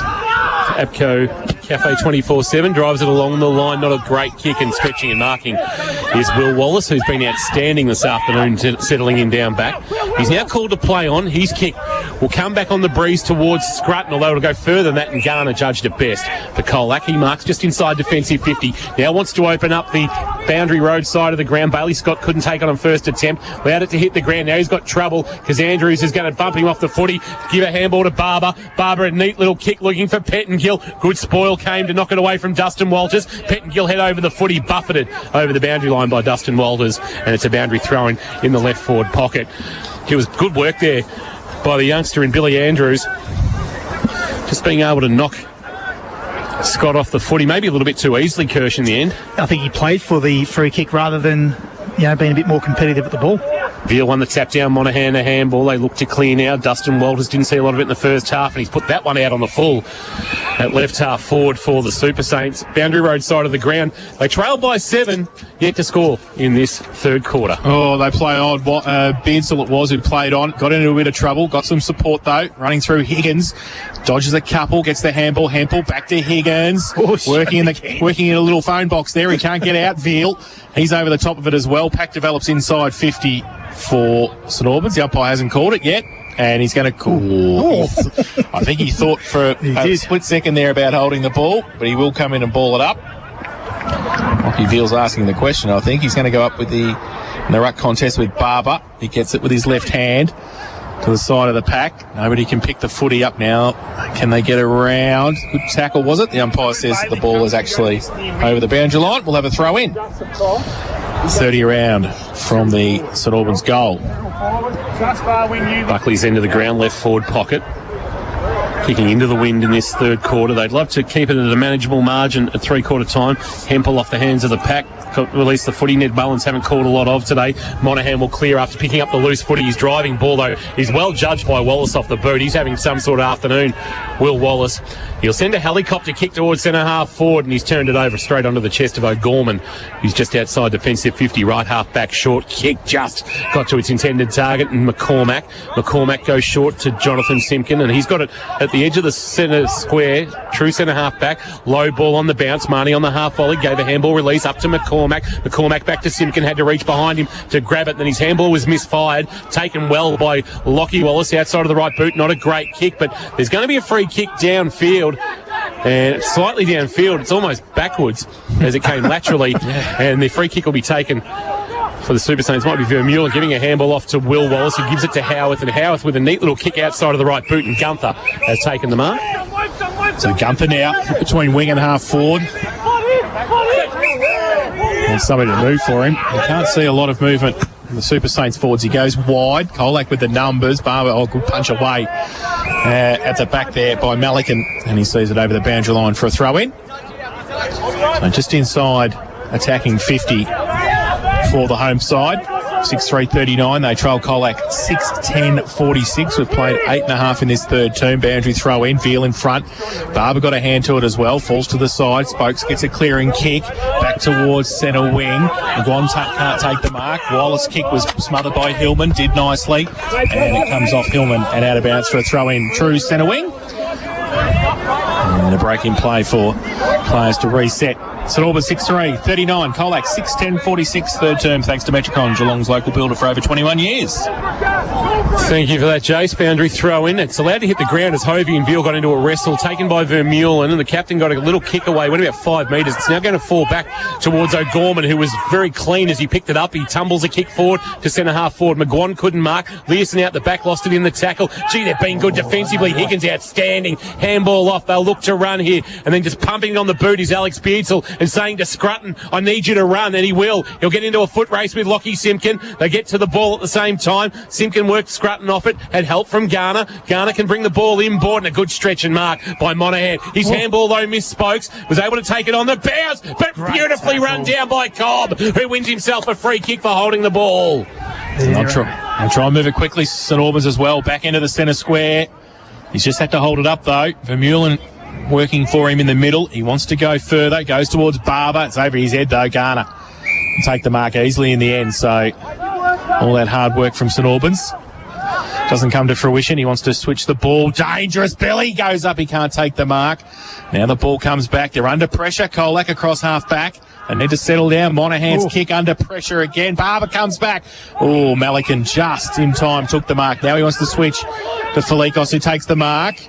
Still at 50. So they're just holding it up, St Albans. They're doing nicely in front of the footy. Goes towards centre wing. Joffe in front, punched away. Now the ball comes out at the back.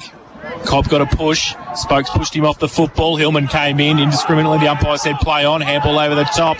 And they get it free, St Albans. They go through Howarth. Now they go back to the middle.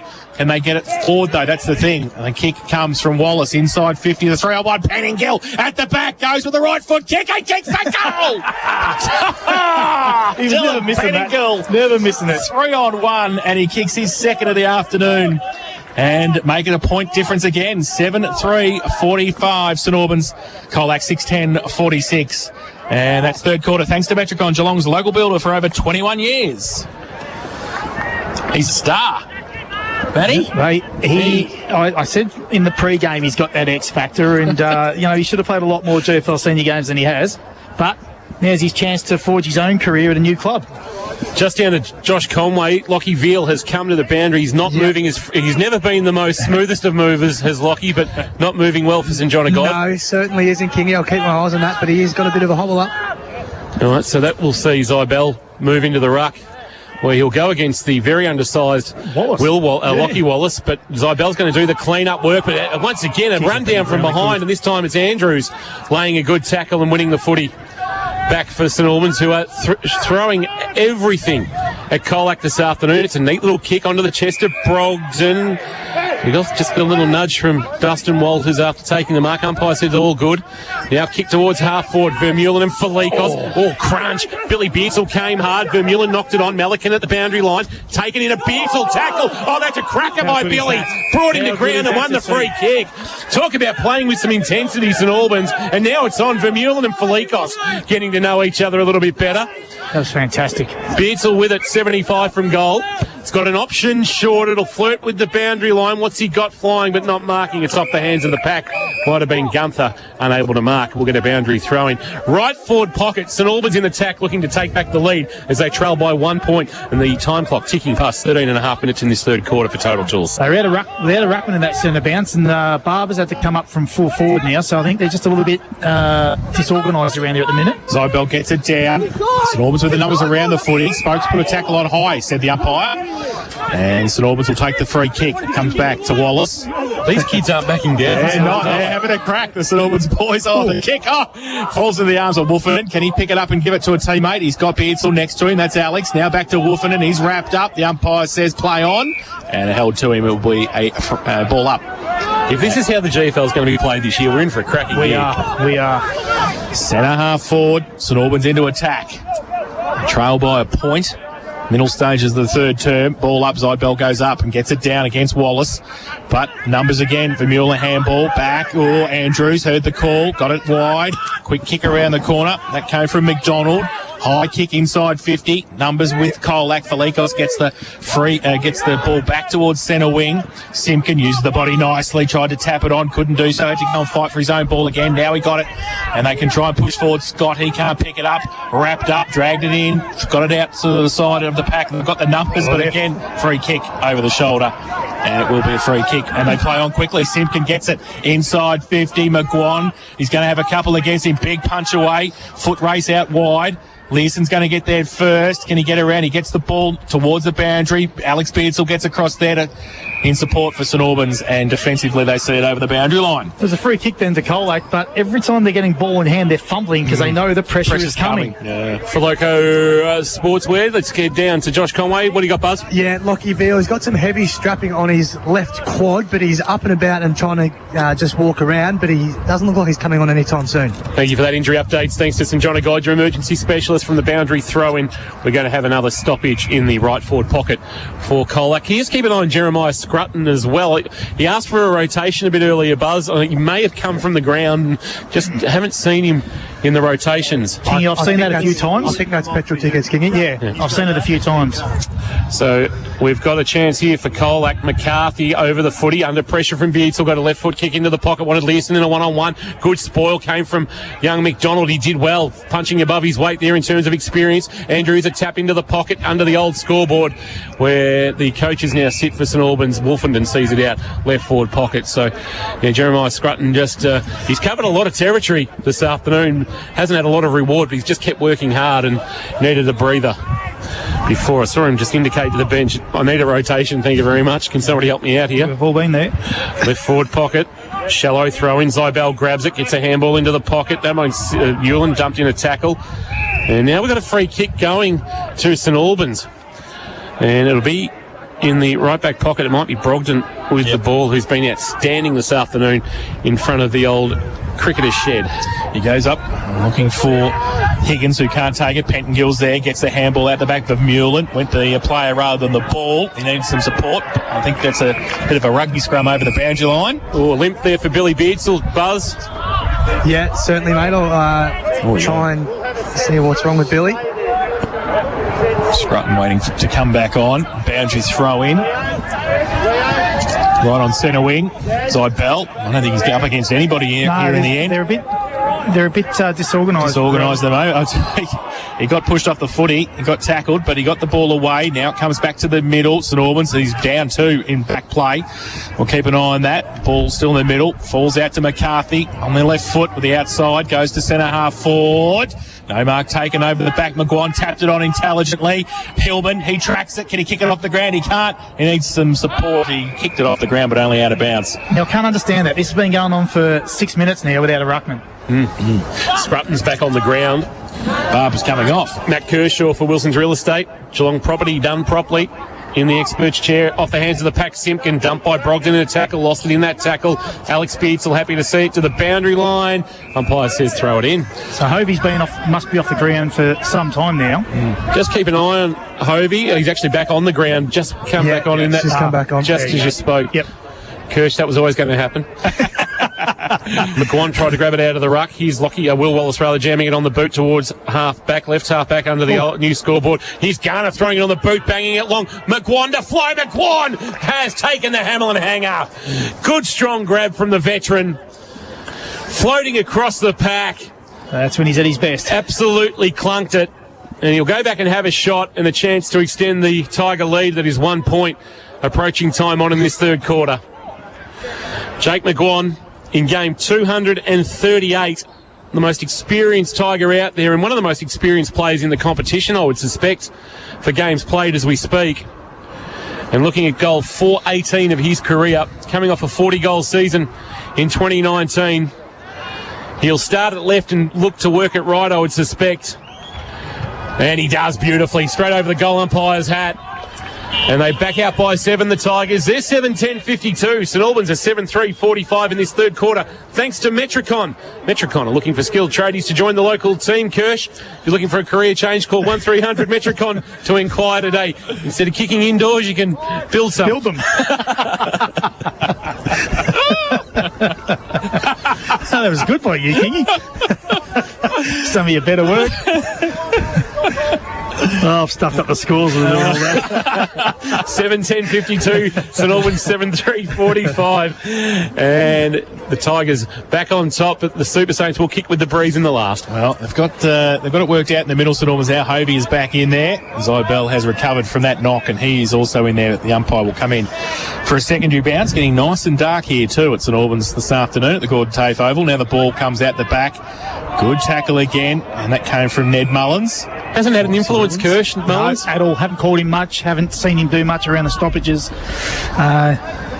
Probably needs to insert himself on the game this next quarter in a bit. Neither ruckman really get an effective tap there. Ball spills to the side, and they get it away now through Monaghan. Kick over the top. O'Gorman, he did nicely and went straight through with the footy and picked it up again and kept going, but only as far as Higgins, who rides the bump. The umpire says, did he have prior? No, and it will be a ball up. Centre half forward for Colac, kicking to the northern end. They lead 7-10-52. St Albans 7-3-45, and we've played 21 in the third term, thanks to Metricon, Geelong's local builder for over 21 years. Hovey doing the ruck work, Marnie the roving for Colac. Trying to barge his way through was Hoff, and he lost it in the tackle, I suspect, bit off a bit more than he could chew. It's going to be a free kick coming back to Joffy Simpkin. Man on the mark will stand 45 from goal. Simpkin will send it up into the air and ask McGuan to come with a run. He did, but it's spoiled away. Good defensive work by the Super Saints, including Higgins, who'll track the footy. Numbers are there, including a chance now to get rid of the handball. Might have been Bailey Coots. And as the ball goes towards the boundary line, slung in the tackle, McDonald. Wolfenden on his non-preferred left after receiving it from Higgins. Went looking for Hovey, but back with the flight. Mark. That's a courageous mark by Monaghan, a Hamlin hanger contender. Hamlin distinctively local. He's turned it over, though, and he's given it to Gunther. And Gunther's now going to kick it into space for Beardsall. Well, Beardsall can run onto it. He's got 35 metres. There's nobody in front of him. He bounced. He nearly lost the footy with the bounce. He's at half forward. He's under pressure. He needs some help. He's wrapped up. The umpire says, holding the ball. It's out the back. He said, yes. Unlucky. Unlucky. The ball didn't come back to him. And Dustin Waldles will take the free kick. His short little kick under pressure, still across half-back for Leakos. Short little kick towards Malikan. It just sits up in the breeze. He takes the mark at half-back, and Billy Beansall's going to need some oxygen after that. He's on his haunches at half-forward. Malikan now runs very close to the man on the mark, goes very close to the boundary line as well. Look for McGuan off hands and out of bounds on centre wing. Lee Gorbel's just come off. Josh Conway just limping a little bit. Yeah, I'm going to try and see up there Lockie Veal too. Still hasn't appeared from the interchange bench. Thank you for that. St John of God injury updates. Just your emergency specialist now 24/7 from the boundary throw-in. Big Hovey put his head over the footy, couldn't take the footy. Clearing kick from Hoff, bouncing ball. Pett and Gillen a one-on-one. A foot race here. Malikan will lead him back towards the defensive 50. Then just tried to palm it to a teammate. Did so successfully. Lockie Simpkin to McCarthy. Swings onto that familiar left boot, but his kick has a bit too much on it, and it skids out of bounds just inside the field of play. It hit the line, and we'll get a boundary throw-in as Felikos came with Brogdon. Good little match-up that for on back Gully Plan Farm at the moment. Brogden and Felikos. Yep, 4 foot each. Ball back into play. Hovey, big fist into space. Felikos, the aforementioned, gets a handball up. Chance for Hewland as he swings it around his body towards the half-back, looking for a mark. It's fisted away. Smart was there. Hands and knees. O'Gorman flicked a handball up to Hewland, but Hewland was already gone. He missed the train, and we'll get a boundary thrown right in front of our best seats in the house, thanks to APCO Cafe 24/7, independent petrol stations across Geelong, the Anderson family, and of course Cafe 24/7. You can get some wonderful steamed Jennies from there. Hovey goes in. Brogden at the front of the pack. Marnie gets it away off a step. Lockie Simpkin towards Joffe, who can't take it with him over the back. Higgins reads it the better. Can he get it away though? Just gets the handball under pressure. Coates through traffic. Handball missed the target. Needs some support. Walters puts a tackle on. The umpire will come in and ball it up at centre half forward. Tigers just into attack. So ball up. The two big men come down, Zybel and Hovey. Zybel uses the body, gets the ball high towards full forward. Oh, nearly a mark on hands and knees. But St Albans have got the numbers. If they can pick it up, they can't do so. Or the kick off the ground, that came from Johnny Simpkin, and it was in danger, said the umpire. Oh, Brock McDonald nearly copped the full boot right where it hurts most. So he'll take the free kick, McDonald. Last line of defence for St Albans at the northern end of the ground, and he comes out towards the commentary box side. It holds up in the breeze. Hempel haven't called him much in the third term. Zybel tries to get the footy away. He can't do so. Needs some support. The umpire says, I think it'll be a ball up now, left half forward. And St Albans 7-3-45 they trail. Colac 7-10-52, 25 played third term. After an 8-goal second quarter, just the 3 in this third term, thanks to Metricon. We've got a ball up and trying to take it away from the pack was Smart. Monahan was there. He's Smart again with a loose ball. A handball off to Spokes. Spokes tried to fire it on, but it was knocked away. It was well played by Alex Beardsall, but the weight of numbers is going to tell. Lockie Simpkin, flying shot. Not bad. Hit it beautifully. Simpkin kicks his first of the afternoon, and that is a Lammy's Tavern goal of the afternoon contender. And it pushes a 7-point margin, Kirsch. 8-10-58, make that a 13-point margin, I should say. Is it 7 or 13? What are you doing with that scoreboard? Are you controlling the main scoreboard here? No, that's not me. 8-10-58, St Albans 7-3-45, 25 and a half minutes gone. They wouldn't give me that responsibility, Kiki. Oh, no, they're asking a lot of you. And on the third quarter, Metricon scoreboard, of course, they've been Geelong's builder for over 21 years, Kirsch. Crucial goal in the shadows of three-quarter time. Yeah, just sheer talent now, isn't it, that's getting them through? So back to the middle. Zybel again punched away by Hovey. Running back Gorwell gets it with a hand back. It's okay. Off a step. They got the kick. Monahan towards Scott, who pushed McDonald past the footy. Learson came over to help. Kicked off the ground.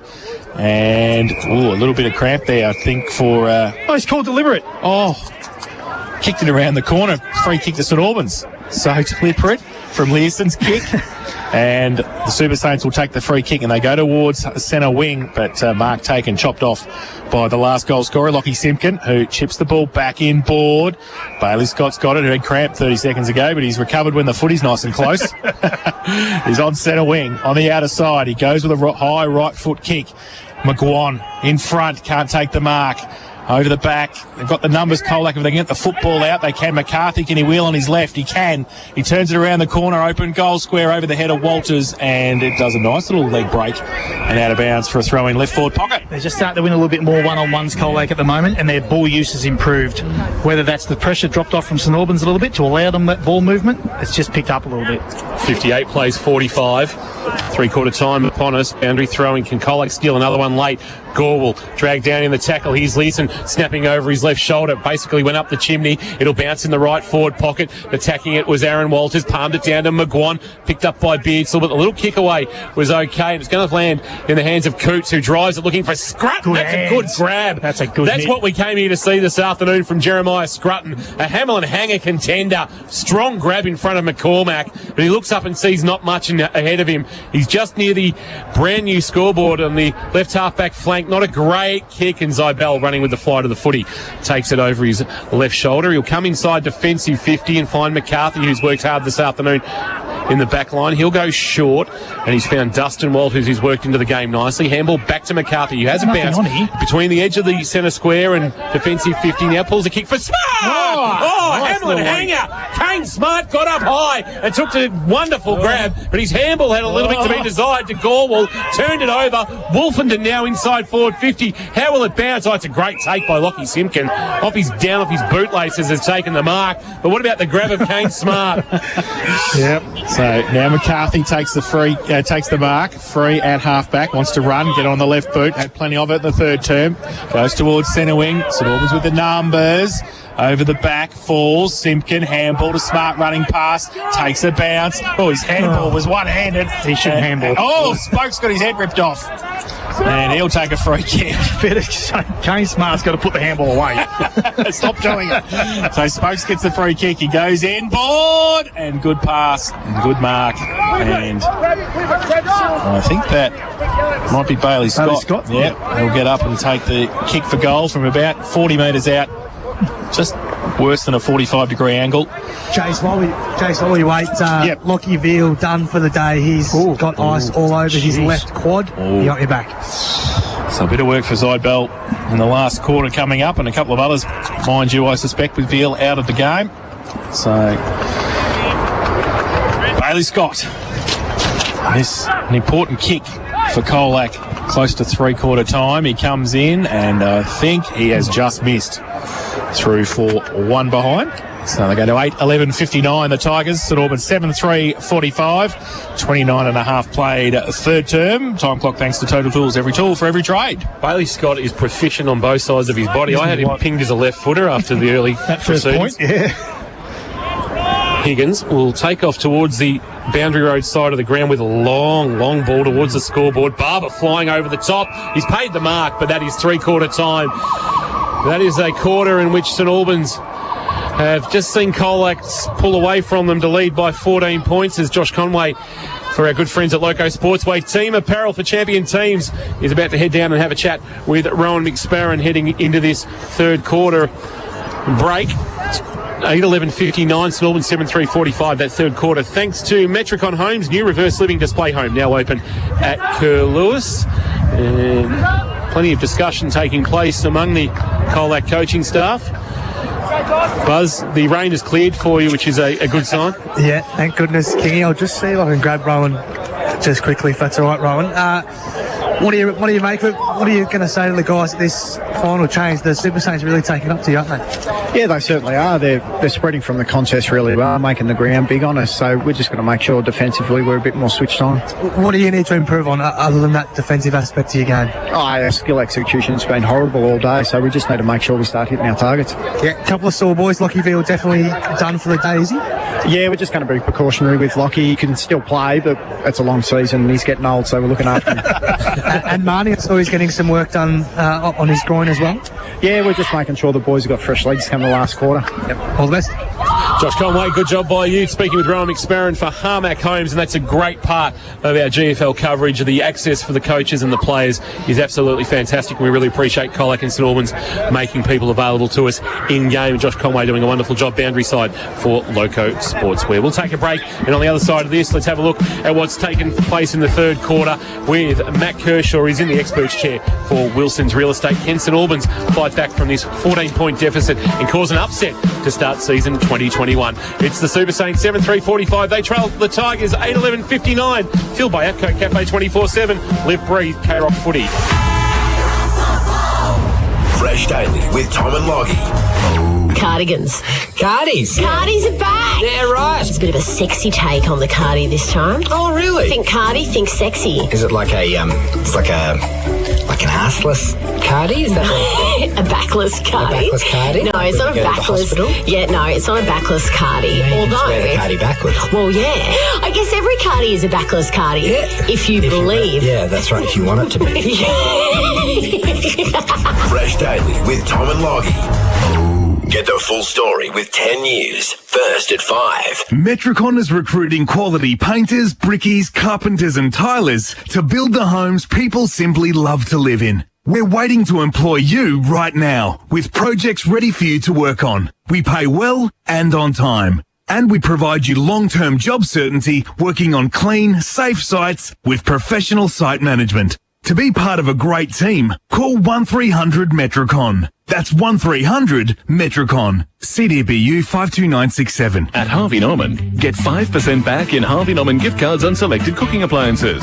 That's 5% back in Harvey Norman gift cards when you buy selected cooking appliances from big brands Smeg, Bosch, Fisher & Paykel, Westinghouse, Electrolux, Belling, Ilvi and more. Building or renovating an entire new kitchen? Talk to our team now. Conditions, exclusions apply. See in-store for details. Get 5% back in Harvey Norman gift cards on selected cooking appliances now at Harvey Norman. Easy parking at two great locations, Corio and Warn Ponds. Wilson's Real Estate have been breaking the mould in Geelong for 50 years. At Wilson's, it's not about being the biggest, it's about being the best. Nothing generic, no one-size-fits-all.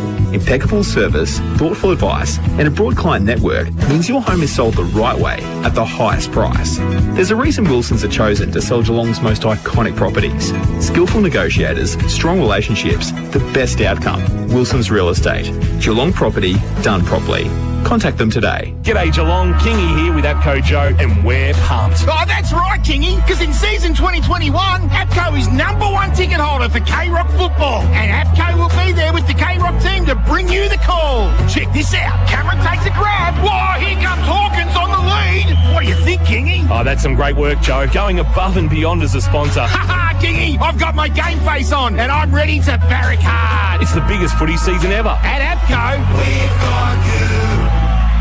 Give yourself the home ground advantage at Warralilly. It's the place for families to grow in a strong, self-contained community, complete with 82 hectares of open space, award-winning playgrounds, and the Village Warralilly Shopping Centre. A place leading the way in community services, with 3 schools, childcare centres, sports ovals, and Armstrong Creek East Community Centre all delivered. It's why Warralilly is Geelong's most awarded community. New land releases now selling. Visit warralilly.com.au. Wallace inside 50, the 3-on-1, Penninghill at the back, goes with the right foot kick, and kicks the goal! Here's Garner throwing it on the boot, banging it long. McWan to fly. McWan has taken the Hamlin hanger. Good strong grab from the veteran, floating across the pack. It was well played by Alex Beardsall, but the weight of numbers is going to tell. Lockie Simpkin, flying shot, not bad, hit it beautifully. Simpkin kicks his first of the afternoon, and that is a Lammy's Tavern goal of the afternoon contender. It certainly was, and it gives his team a 14-point buffer at three-quarter time. They are well placed right now. The Super Saints, the Tigers, they lead 59-45 despite some inaccuracy in front of goal. 8-11 playing 7-3 for Leopold Sportsman's Club. Leopold Sporties, your complete family venue. Let's go around the grounds to the GDFL first 4 games this afternoon that you're keeping an eye on, Jason. Yes, North Geelong 15-797 leaders over Anarchy 1-3-9. Thompson 7-11-53 lead. East Geelong 5-3-33. Close one at Bellpost Hill. The Hawks are in front now 6-11-47. They lead Bellpost Hill 6-4-40. And Werribee Central's 5-10-40 in control against Geelong West Giants 1-8-14. Scores we've got from the Bell Arena, and these are from the live scores. So this is the latest. We've got Barwon Heads 45, Anglesey 23, Torquay 38, Geelong Amador 7, Drysdale 44, Queenscliff 6, Mottawarri 46, Newcombe 24. So the Warriors pulling away there. Ocean Grove 86, all over Port Arlington 22. Pete Davey looks set to have his first win in charge of the Grubbers in AFLW prelim final action. Adelaide into the grand final, and they will host it at Adelaide Oval next week. 5-3-33 defeated Melbourne 1-9-15. And in the AFL match taking place this afternoon, Mars Stadium in Ballarat. If it's cold and wet here, Buzz, be grateful you're not boundary riding for a station calling the Bulldogs and the Lions at Mars Stadium this afternoon. Very true. And the Dogs 67 lead the Lions 48. What did you glean from the three-quarter time huddles? Yeah, I was over at St Albans, Benny Patrick, very animated. He said, what have we been talking about all summer? You're not doing the little things to help your teammates.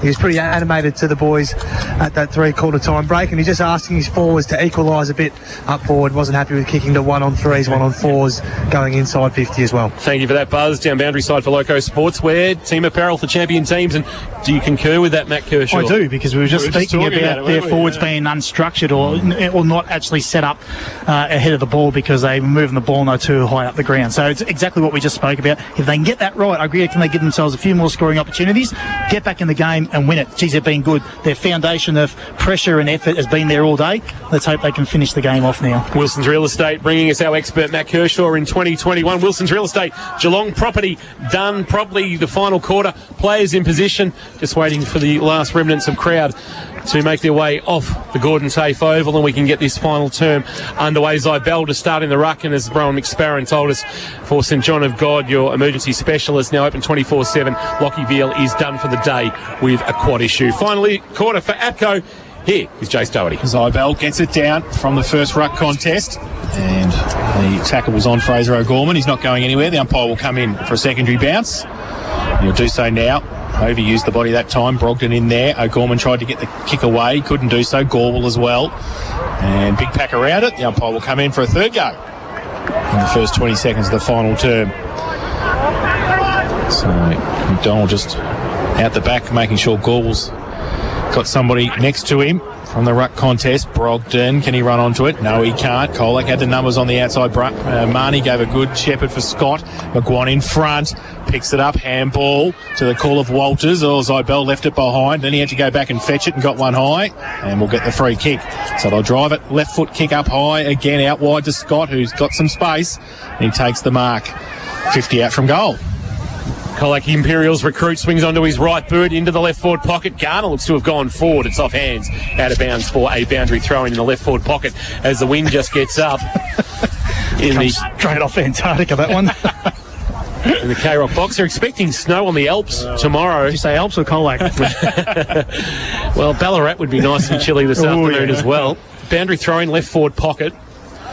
Doing the ruck work is McGuan against Wallace. McGuan winning the tap down. Wallace almost took it from the pack. Learson on, or rather Walters on hands and knees. Handball underground. Clearing kick from Gunther. A spiral tour. Hard, tough to mark. McCormack with a good fist on Scrutton. Brought it to ground and they'll look to attack here. The Tigers send it inside forward 53. Malikan flying but not marking was Walters from behind. Well done by Wallace. That was Will getting off to McDonald, who was good. There's a Super Saint down. Handball of McDonald missed the target. Rolling ball. Hillman provides protection for Marnie. Handball to Joffy Simpkin. Outside of the right boot, dumped as he kicked, has put it out on the full, and there is still a Super Saint down, lying on the ground. I'm not exactly sure who it is. He's now finally getting to his feet. He is sore.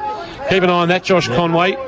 Might be Howarth, who is down, and he hasn't moved too far at all, and we might have a slight stoppage in play as a member of the medical staff from St Albans tends to Harry Howarth, who was involved in that contest before. As the sun starts to shine now on St Albans Reserve, this has seriously been 4 seasons in one day here at the Gordon Tafe Oval. He's up for St John of God, which is a good sign, and play will resume with a free kick in the left back pocket. Oh, short little kick, didn't hit the target. Learson, handball to Garner, right foot kick, kicks the goal. Can't make the mistakes in the back pocket. They steady the Tigers, and Adam Garner kicks his first of the afternoon. 9th for Colac, 9-11-65. They lead St Albans 7-3-45.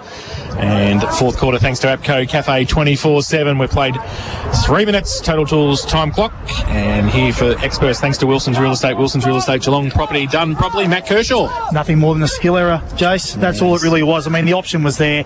You want to maintain possession and get the ball out of your back half, but you've got to execute, particularly in a dangerous spot like the back pocket. So tough ask now for St Albans as we see a rainbow just out towards the southeast. Welcome to Geelong. So they're probably about to cop it somewhere down on the peninsula. For those of you listening, maybe at Ocean Grove this afternoon, you're at Ocean Grove, Port Arlington, you suspect there might be some precipitation on the way. Get your brolly out. It'd be nice and windy at Ray Menzies Oval today. Gee, what if they were at Torquay today? It would be absolutely howling to the old change room end at McCartney Oval. Finally got me match-up I was looking for. Jaron McCormack on Scrutton. It's taken 3.5 quarters. Wombat Gully Plant Farm match-ups. And we'll get a ball up in the middle. Umpire tosses it up. Hovey and Zybel. Zybel with momentum. Wins a tap down beautifully. Rove there by Spokes. Delivers on his left boot onto the chest of Garner, who's been swung forward in this last quarter. And the Geelong Falcons Premiership Player of 2017 has marked on his chest. It's been good. And a performance that I suspect Shane O'Brien will be interested in when he's ringing around local coaches on his VFL listed charges, of which Garner is one. He'll get reports of him doing it at both ends of the ground. 45 metres out. Ooh. A bit of a helicopter. Has it got the carry? No, it's off hands. Right on the goal line. And through for a rush behind to the Tigers. They now lead by 21. They're now 9-12-66. St Albans 7-3-45 in this final quarter. Thanks to APCO Cafe 24/7. So Higgins gets it in short to Will Wallace in the back pocket for St Albans. Just to go down the line, really not much anywhere else. So it goes towards Scrutton, Wallace, Zybel goes up, off hands, Hempel at the front. Felikos comes across to put the tackle on, and then he gets it away. Handball Simpkin towards Hillman, too slow. Umpire said holding the ball, play on, said the umpire. Wolfenden runs through. Centre wing. And in fact, it's Pentongill that goes towards centre wing. Scrutton takes the mark. They have to play on now. They've got players on the outside. Hempel's one of them. He's got Beardsall short. He goes towards him. Billy Beardsall takes it left half forward. Not much to kick to now. They just have to hold it up until players work their way back into the forward structure. He goes. He went left, went right, and then he coughed it up in the end to Wolfenden, who just keeps it in play. Handball over the top. And coming back, handball came from Gunther, close to the boundary line. They run out of room. And it will be a boundary throw in. Left half forward. And the Saints into attack. 5 and only 6 minutes played in the final term. Boundary throw-in will be at left half forward for the Super Saints, who desperately need a goal now if they had to cause an upset. Trailing by 21. Zybel to do the ruck work. Hovey's been good today. It'll land at the feet of Hempel, who's been outstanding. Outside of the right boot, fires a kick to the goal square, one-on-one. McCormack knocks it away from Scrutton. Rolling ball into the right forward pocket. He's picked up there by Dustin Walters. Well, the outside of the right boot has kicked for touch. Surely. And will that be deliberate? It is. You always know it's deliberate because the field umpire picks up pace. And goes quick. Yeah, it goes quick. They're almost Usain Bolt style. I'm not sure why, though. Well, I think it's to get the decision made and get the footy moving, I suspect. And chance now for the Super Saints. High ball into the forward pocket. Three Tigers spoil each other. Bit going on off the footy. I reckon Scrutton might have given McCormack a shove. Yeah. And there'll be a free kick for the former Lara star. Left back pocket, Jaron McCormack. Send it back from whence it came, near the scoreboard. 1-on-1. Learson there along with Higgins. Higgins has been good this afternoon. Spoils out of bounds for a boundary throw-in. They just lack that connecting kick forward, don't they? Yeah, they do, don't they? They just miss that one piece in the puzzle. So boundary throw-in front of the scoreboard, boundary road side of the ground here at the Gordon TAFE Oval as the rain starts to fall as well. At the back from the ruck contest, Zybel actually picks it up, does the roving work. Left foot kick around the corner was okay. Monahan couldn't take the mark. He got Felikos in support. Monahan went back and got it. Goes towards Hillman, punched back towards the middle of the ground. Marnie gets a clearing kick. McGuan, handball on the outside, missed the target, needs to go and help out. And can he? Because Higgins comes across and does nicely. And worries the Colac Tigers out of the footy. Leeson was out then. He ran forward of the ball. He did. was out on his own. And Bailey Scott was the one who couldn't get away from Higgins there. Boundary throw in left half forward on the outer side. Hovey and with Veal off the ground, Zybel. Ruck work. Both get a hand to it in the contest. And the ball's still in dispute. Hovey tried to pick it up, and then he dropped it. The umpire said play on. Zybel gets it across half forward for the Tigers. And then they pick it up and they come back inside towards McGuan, who goes up. He can't take the mark. Learson was there in support as well. Can they get the ball out, though? They leave it behind. The Saints working overtime in the back line. Can they get the footy out now? Pack develops. Ball still there now. It's numbers. Forward. They got the numbers. Hillman walks into goal. 10 metres out. And that's the ball game. So Luke Hillman kicks his first of the afternoon. He's had a few chances. And the 10th for Colac, 10-12-72. They lead St Albans 7-3-45. 9 minutes played, final term, fourth quarter. Thanks to APCO Cafe 24/7. game's just opened up a little bit now, and we spoke about how long can St Albans hold that pressure for. I thought maybe a quarter or two, but they've actually held it on for 3 quarters, and they're just starting to fall away now, and Colac is sort of getting their game going, breaking the game open, getting more numbers around the ball. Buzz, when you get the chance, when Joffy comes from the ground, crash tackle him and see if you can have a chat to him. No worries, King. I think I said 30 points too for the margins to start of the day. Yeah, well played. There is still 20 minutes to go. I'm going early. Waiting, as we have done a couple of times today, for the ball to return from the car park. It was down somewhere near the netball courts. But Colac now with the biggest lead of the afternoon, 27 points.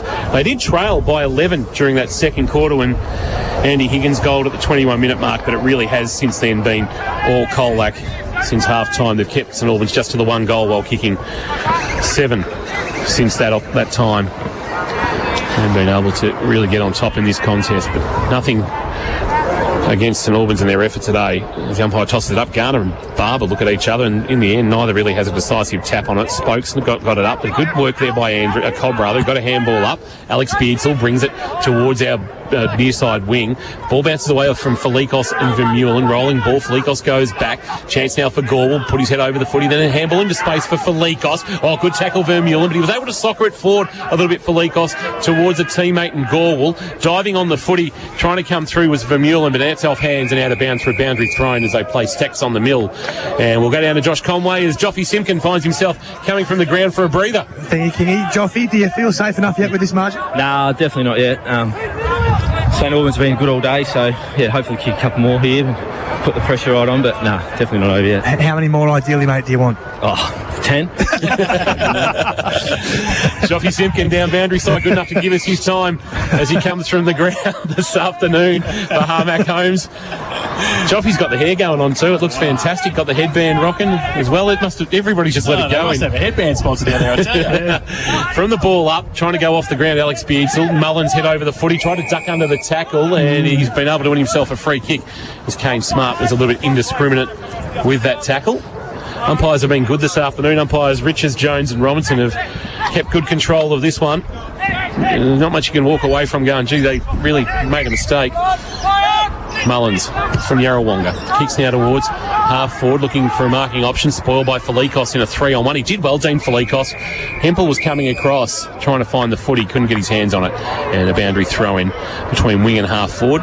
St Albans in attack and heading towards the city end in this final term. That's gone 11.5 minutes on the total tools time clock. Barber will go at it against Garner. Barber from behind winning the tap down. Pettingill crashing through, left the footy behind. Monaghan a handball. Clearing kick was a high one from O'Gorman. Gorwell back with the fight. That's a good mark over his chest over his shoulder as Alex Beardsall provided the pressure, and he'll set things up for the Tigers. He goes long, out the back, Smart did nicely, very clever as Matt said.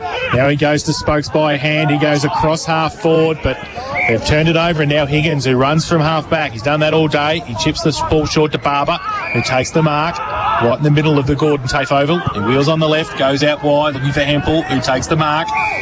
Fame a handball to Wolfenden. Then he gets wrapped up. He gets away, though. Goes with a right foot kick long towards the top of the square.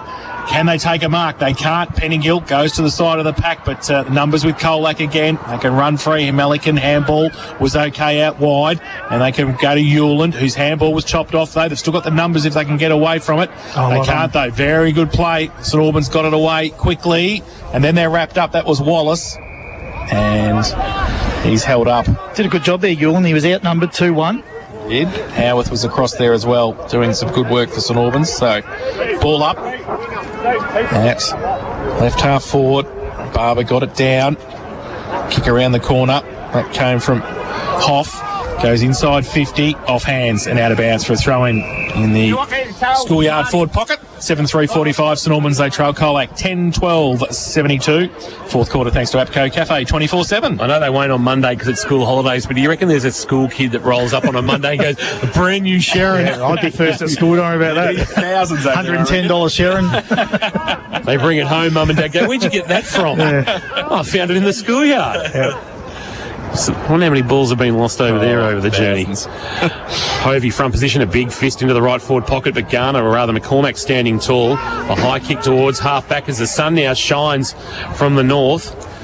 Barber's there for St Albans near the boundary line fighting for the footy. He's fighting for it against Gorwell. It's now out of bounds, boundary throw-in. And Buzz, as the sun shines, you're now standing in the shade because of where the sun's sitting. Yeah, unfortunately for me, Kingy, thank you, mate. I did not need reminding. You could be in Ballarat. Yeah. Right, half forward, boundary throw-in, Zybel and Barber. And this time it's allowed to hit the ground. Barber tried to go again and pick up the loose footy, couldn't get rid of it. Dumped in a tackle, might have been Monaghan. Chance now, underground handball to release. Gorwell was good. He gives a handball off and they run now. Smart tucks it under the arm and then kicks towards centre half forward. It's not a great kick for Hillman. There's plenty of Super Saints there. One of them, Gunther, and he was taken without the footy, I suspect. He never took possession, and McGuan laid a tackle. He played it pretty well, Gunther, in the end. Didn't take it fully. And McGuan was committed to the tackle, and Steve Gunther, who's come down from Pyramid Hill. Was that Mildura? Loddon Valley, I think. Loddon Valley, is it? Yeah, up north of Bendigo. Oh, yeah. My geography lessons have paid off. Gunther goes wide, finds McDonald, the youngster, on debut, taking the mark at right half-back. Goes towards centre wing. Hempel comes up, takes the mark. Just gets it, chips it over the top again. That's okay. Just moving along the centre wing. They come back inboard and chopped off though. And the Tigers just working a bit harder across half-back. O'Gorman takes the mark. Now they've got a bit of space on centre wing. Drive it long towards Learson on a lead. Takes the mark in front of McDonald. Bit of space in their forward line now. He chips the ball over the top to McGuan. Picks it up on the half volley. Handballs it back. Newland on the right foot.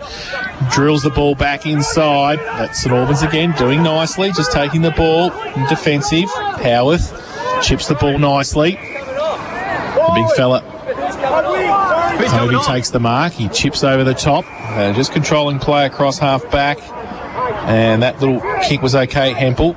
Nice and close to the boundary line. He'll try and drive the Super Saints forward. Looks to draw Gall and give it back to Higgins. Higgins under pressure, loops it to Barber. Barber loops a handball over the top to Gunther. Created some run here, the Super Saints. Kick towards half forward. Not a great one, but Pettingill was able to get a hand on it. Off the hands of the pack, Lockie Wallace swings onto his non-preferred left. Puts it into the right forward pocket, a rolling ball. Pettingill will be first there. Oh, great pressure from Smart. Dragged him down, and is a free kick for holding the ball, or is it a minor score? No, it's a free kick for holding the ball. Great effort by Kane Smart. A goal stopper there, and he'll win the free kick, and he'll go short into the left back pocket, where I reckon McCarthy has marked and finds himself with a little bit of cramp. That was a good effort because he actually ran past Smart in the first instance. Short little kick was okay from McCarthy. And now the Tigers go towards centre wing. Barber over the back, got a hand to it. Couldn't take it though, and McGuan does. And he gets the handball out, and they're free again on centre wing. They go towards centre half forward, but the kick was terrible. Comes back towards Gorwell. Higgins put the tackle on. Still in dispute. Ball. Tigers with the numbers again, and they just fall to the footy. Now they're going to run free. Short little kick over the top, and that came from Simpkin. Goes in towards the forward pocket, but running out of room was Marnie. And we'll have a boundary throw in about 35 around from the Colac goal. Ryan Monaghan will never kick the footy that bad again. Ever. And I don't think he's done it before either. He'd be really disappointed with himself too. There's been a few round one ball tops today. Hasn't there what? So boundary throw in. Comes up. McGuan takes it out of the ruck contest. High kick towards the goal square. And at the back, no mark. Ball spills free. Super Saints at the front. The handball can come out. And Brogdon's got a bit of time to move and space to go. He handballs over the top to McDonald, who followed it on. He's got Beansell short. Oh, he goes in that direction. Little worm burner. Close to the boundary line. Beansell found it over. It was it's deliberate. Oh, jeez. Tough. Harsh. And free kick coming back to Colac. And the free kick's going to go to Walters. No. He has to go right around, right in front of Tom King. So I'm just going to see if I can get a high five from Dustin Walters as he takes the free kick. He's right in front of our best seats in the house for APCO Cafe 24/7, Dustin Walters. Ryan Monaghan walks past us lamenting that kick. Walters bangs it long, looking for McGuan. It's over his head out the back. It'll be cleaned up. Howarth is there. Wolfenden as well. Couldn't get a handle clean on the footy. Gorwell knocks it away from him. McGuan out of the pack. McGuan out of the pack. Game over if it wasn't already. 33 points is the margin as Jake McGuan kicks his first of the afternoon. And they pick up their 11th Colac, and they go to 11-12-78. St Albans are 7-3-45 in this final term, thanks to APCO Cafe 24/7, and in the experts chair this afternoon for Wilson's Real Estate, Geelong Property done properly. Here's Matt Kershaw. The sting's gone out of the game quite a fair bit at the moment, and there's just a little bit of easy ball around some stoppages and when the ball's in general play. But to their credit, I don't think St Albans have dropped off completely. They're just getting outplayed by a better side at the moment. Wallace having a run on the ruck now for St Albans up against Zyde Bell, and that's Will back to his brother as well, and Luke, and then they go out wide, then they go between through Woofenden, who goes long. Colac with the numbers though at the back, and they might be able to just control it again. They do. Smart goes short, and they're just controlling the play down there in the back line now. Colac, Zip, as Matt had said, has gone out of the game for St Albans, especially in the forward half. So they're just controlling it. They go wide. Ryan Monaghan in front of us. He's cooked. He's finished. Where's Buzz? I reckon Ryan Monaghan will have a chat to you, Buzz. Yeah. Go and have a quick couple of words to him. I'll ask him. Ask about the kick. Boys want to know about the ball drop, mate, with the kick before what happened. I'll blame the wind on that one. It's up to pre-season, maybe. So the ball currently is on centre wing on the outer side. I spent last weekend with Ryan's parents, actually, which was a very nice few days. They were very nice people. And he's been a good player for a heck of a long time, Ryan Monaghan. Absolutely. Former captain of the club. So we've got a boundary throw-in just forward of the wing, Boundary Road side here at St Albans. We're into time on in the final term, and Colac are going to be our first winners of 2021. Boundary throw-in, Zybell just got rid of Wallace in the ruck. So it looks like Will Wallace doing some ruck work now. And nobody stands the mark, so he'll buy 10 metres and he'll pump a kick long towards forward line, or Beardsall flying a little bit early. That was Billy. The hands of the pack, McCormack gives a handball to Spokes, and then Billy Beardsall goes bang with a big tackle, but he was a bit high. And it'll be a free kick for Colac. And I tell you what, the Colac boys will be using every bit of the 7-day break ahead of their clash with St Joseph's back at Australian Land Company Stadium next week. So the ball goes back towards centre wing. Oh, high by Zyde Bell, but he couldn't take the mark. And they go the other way, St Albans, back towards Beardsall again, who's got 3 on him.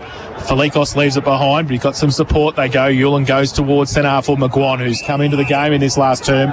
He gives it away by hand. Joffe goes through the middle towards full forward. Learson comes around, and his handball missed the target, but they've got some time. They've got some numbers. Past McGuan, back to Learson, had to follow it up. He got the handball out across 50. Scott came across, and I think was a high tackle, was it? And I think it will be a free kick to Will Wallace, who came back to help out. He's, as we said, running in the ruck now, so he's at defensive 50 to try and move the ball. 7-3-45 the Saints. Colac 11-12-78. Wallace comes wide looking for Hempel, but just couldn't get a handle on the footy that skidded away from him, and he'll get a boundary throw in. Hempel would be home on a deck like this. He plays on one of the most beautiful grounds in country footy in JC Low Oval at Yarrawonga. So good that they use it for tennis across the Easter weekend for a grass tournament. Boundary throw in. Handball up was O'Gorman to Joffe Simpkin to Hillman. Hillman a kick inside forward 50, wanting Marnie. Howarth played him well, got him off the footy with his body. Then he put his head over the ball, but Marnie got rid of him. Allowed Learson in to give it to Marnie, and Marnie snaps around the corner and goals. First game for the club in a decade, Brodie Marnie.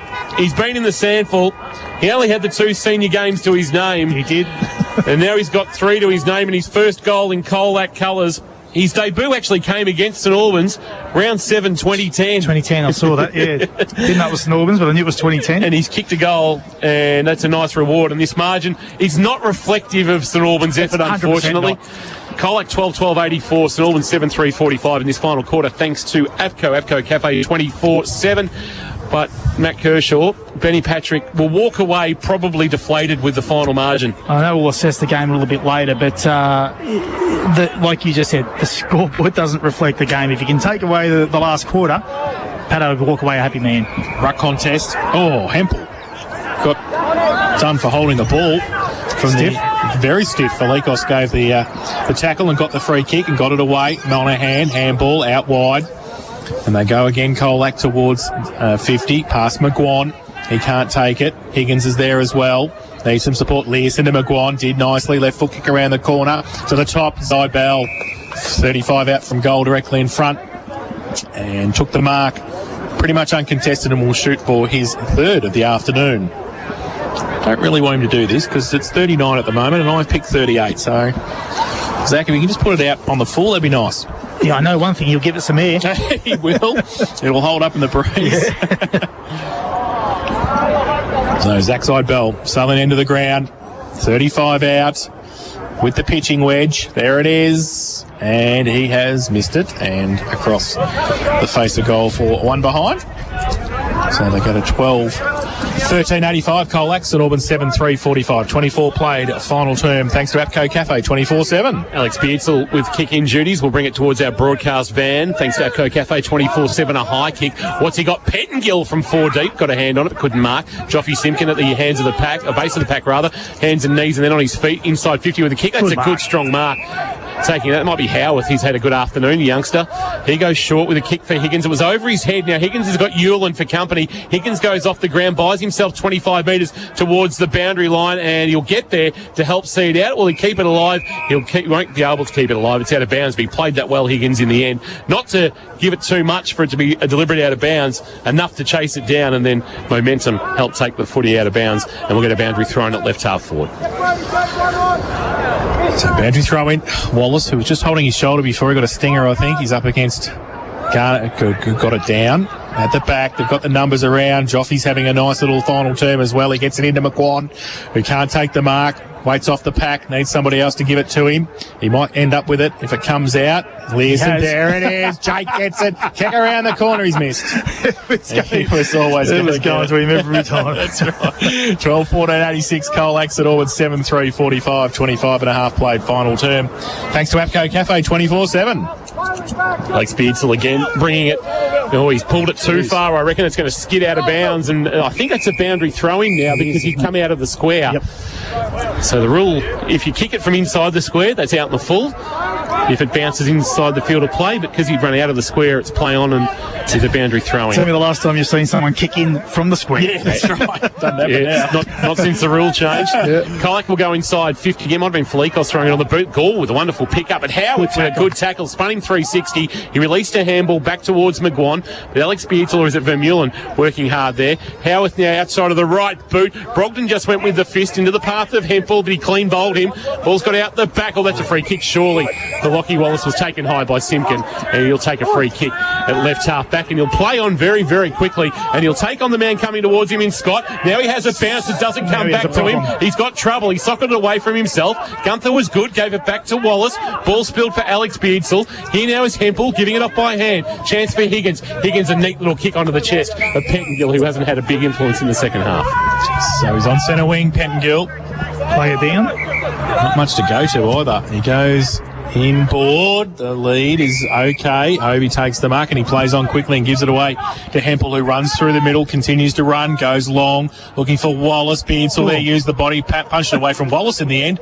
His teammate and Colac, can they get away? Beardsall off the ground, fresh air shot, can't take it. He's got some support. Brogdon kicks it around the corner. I think he kicks the goal. So Bailey Brogdon kicks his first of the afternoon, and the 8th for St Albans, 8-3-51. They trail Colac 12-14-86, and that is on the fourth quarter. Thanks to APCO Cafe 24/7, and down to Josh. Josh, I think we've got some injury issue. Lee Gorwell's been cramping for a little while, but Ryan Monaghan's just come off. Yeah, there's a few players cramping. Ryan's just holding his right ankle or foot. Keep an eye on it. St John of God, your emergency specialist, now open 24/7.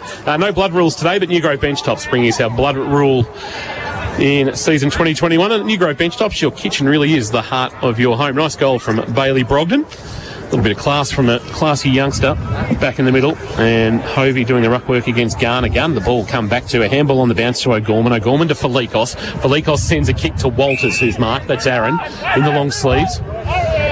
He's 70 from home. He sends a kick to a leading Zybel, but he couldn't complete the mark. A handball away, missed Simpkin. Simpkin will go back and have a little bit of company from Vermeulen. Coming through was Walters. He couldn't clean up his mess. Zybel, a handball just into space. O'Gorman on debut. Left foot kick is okay. McGuan to stretch, won't mark. Good spoil came from Higgins, knocking it to ground, but there's numbers there for St Albans to clean up, and that's Wolfenden sending it wide. Looking down low for Cobb, but Cobb couldn't take it off his bootlaces. And now comes back Smart, gives the handball away. Might got it one and high as well as he went. It will be, so it's just down the field. And it's going to be Scott with the free kick. Left half forward. Goes with a little right foot kick. It's okay. Got the mark. Spokes. I think it's Spokes. Yeah, it is Cody Spokes. Monahan's okay too, boys. So Cody Spokes, who's kicked one this afternoon, just outside 50, he'll go for Colac's 13th. He comes in just inside 50 with the kick. He gave it everything and pushed it to the far side through for one behind. They go to 12-15-87. Colac. St Albans 8-3-51. 29 played. Final term. Time clock thanks to Total Tools. Every tool for every trade. Andy Higgins with, again, the kick-in duties, or a low ball for McDonald, who was good. The youngster on debut. He's been solid, Brock McDonald. Certainly has, yep. He'll hold his spot. McDonald to centre-half back, and Wolfenden, who racks up getting the footy. He comes on the 45, and Vermeulen has got it. But it's gee, that was an interesting kick. I reckon he might have cramped up as he went to kick, but he just managed to get it to Lockie Wallace, who's now confronted by Felikos. Handball to Alex Beardsall right next to the boundary line, who goes with a torp towards half forward. It's going to clear the pack, sit on its point when it bounces up. Pettingill tried to knock it away. Dustin Walters was there. Chance for Will Wallace. He lost it though. Well done by Melican. Cool head in the crisis. His handball that he gave will come back to him. He now will have to see it to the boundary line because Pettingill now dumps him without the footy. Took him high. Pettingill tried to play him to the boundary line, but in the end he just got sucked into laying a tackle and took him high. And there'll be a free kick to Melican. He goes to McCarthy. McCarthy with that nice left foot finds McCormack, and McCormack centre half back to Scott, who shields his eye from the sun. He started well, Scott, but just faded out. To Felikos on centre wing, or just inside the centre square at centre wing, takes the mark. A lot of space on the Gordon Tafe oval now. And there's a handball. Inboard Spokes goes now with a kick towards half forward. Learson comes across, uses the pace. Just off one step, goes towards full forward. 3-on-2. Colac with the numbers. And Hillman kicks the goal. A little bit too easy there in the end. And Luke Hillman second of the afternoon. 13th for Colac. They go to 13-15-93. And they lead St Albans 8-3-51. And that is on the fourth quarter, thanks to APCO Cafe 24/7. And Matt, just a little bit too easy now. They need to ring the floodgates have opened. Yeah, they need to ring the siren for St Albans now. Yeah, I know we said the zip went out of the game probably about 11 minutes ago, if not longer. And you always see a lot of junk time goals, don't you, when the floodgates open? And that's what we're sort of seeing at the moment. It's always the team on top, though. It is, isn't it? Yeah. Unless you're up by 80 or 100, then you see the opposition kick a couple of cheapies, you know. Back to the middle. And got it down quickly for Colac. That goes through Spokes. Has had a number of possessions in the last couple of minutes. He gives it away to Scott. 65 out, open goal square. Hillman goes back, but it's through for one behind. Look, you know, if you haven't watched the game or listened to it on the radio today, you're going to look at the score and go, 11 scoring shots to 29. Yeah, that's right. But it hasn't really felt like that game at all. Howarth to bring the ball back into play. He'll go short, and McDonald stretching has taken the mark.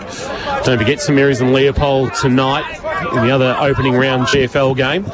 Under lights at Anthony Costa Oval, bounce at 7 o'clock after the flag unfurling and the official opening of the Don Matheson Pavilion. And that is the first game of season 2021 in the books. The journey to the 2021 Premiership has begun, and Colac have started it in fine style with a 43-point win over St Albans. 13-16-94, St Albans 8-3-51. The Tigers kicking 5 goals in that final term to turn a 14-point advantage into a very comprehensive 43-point win.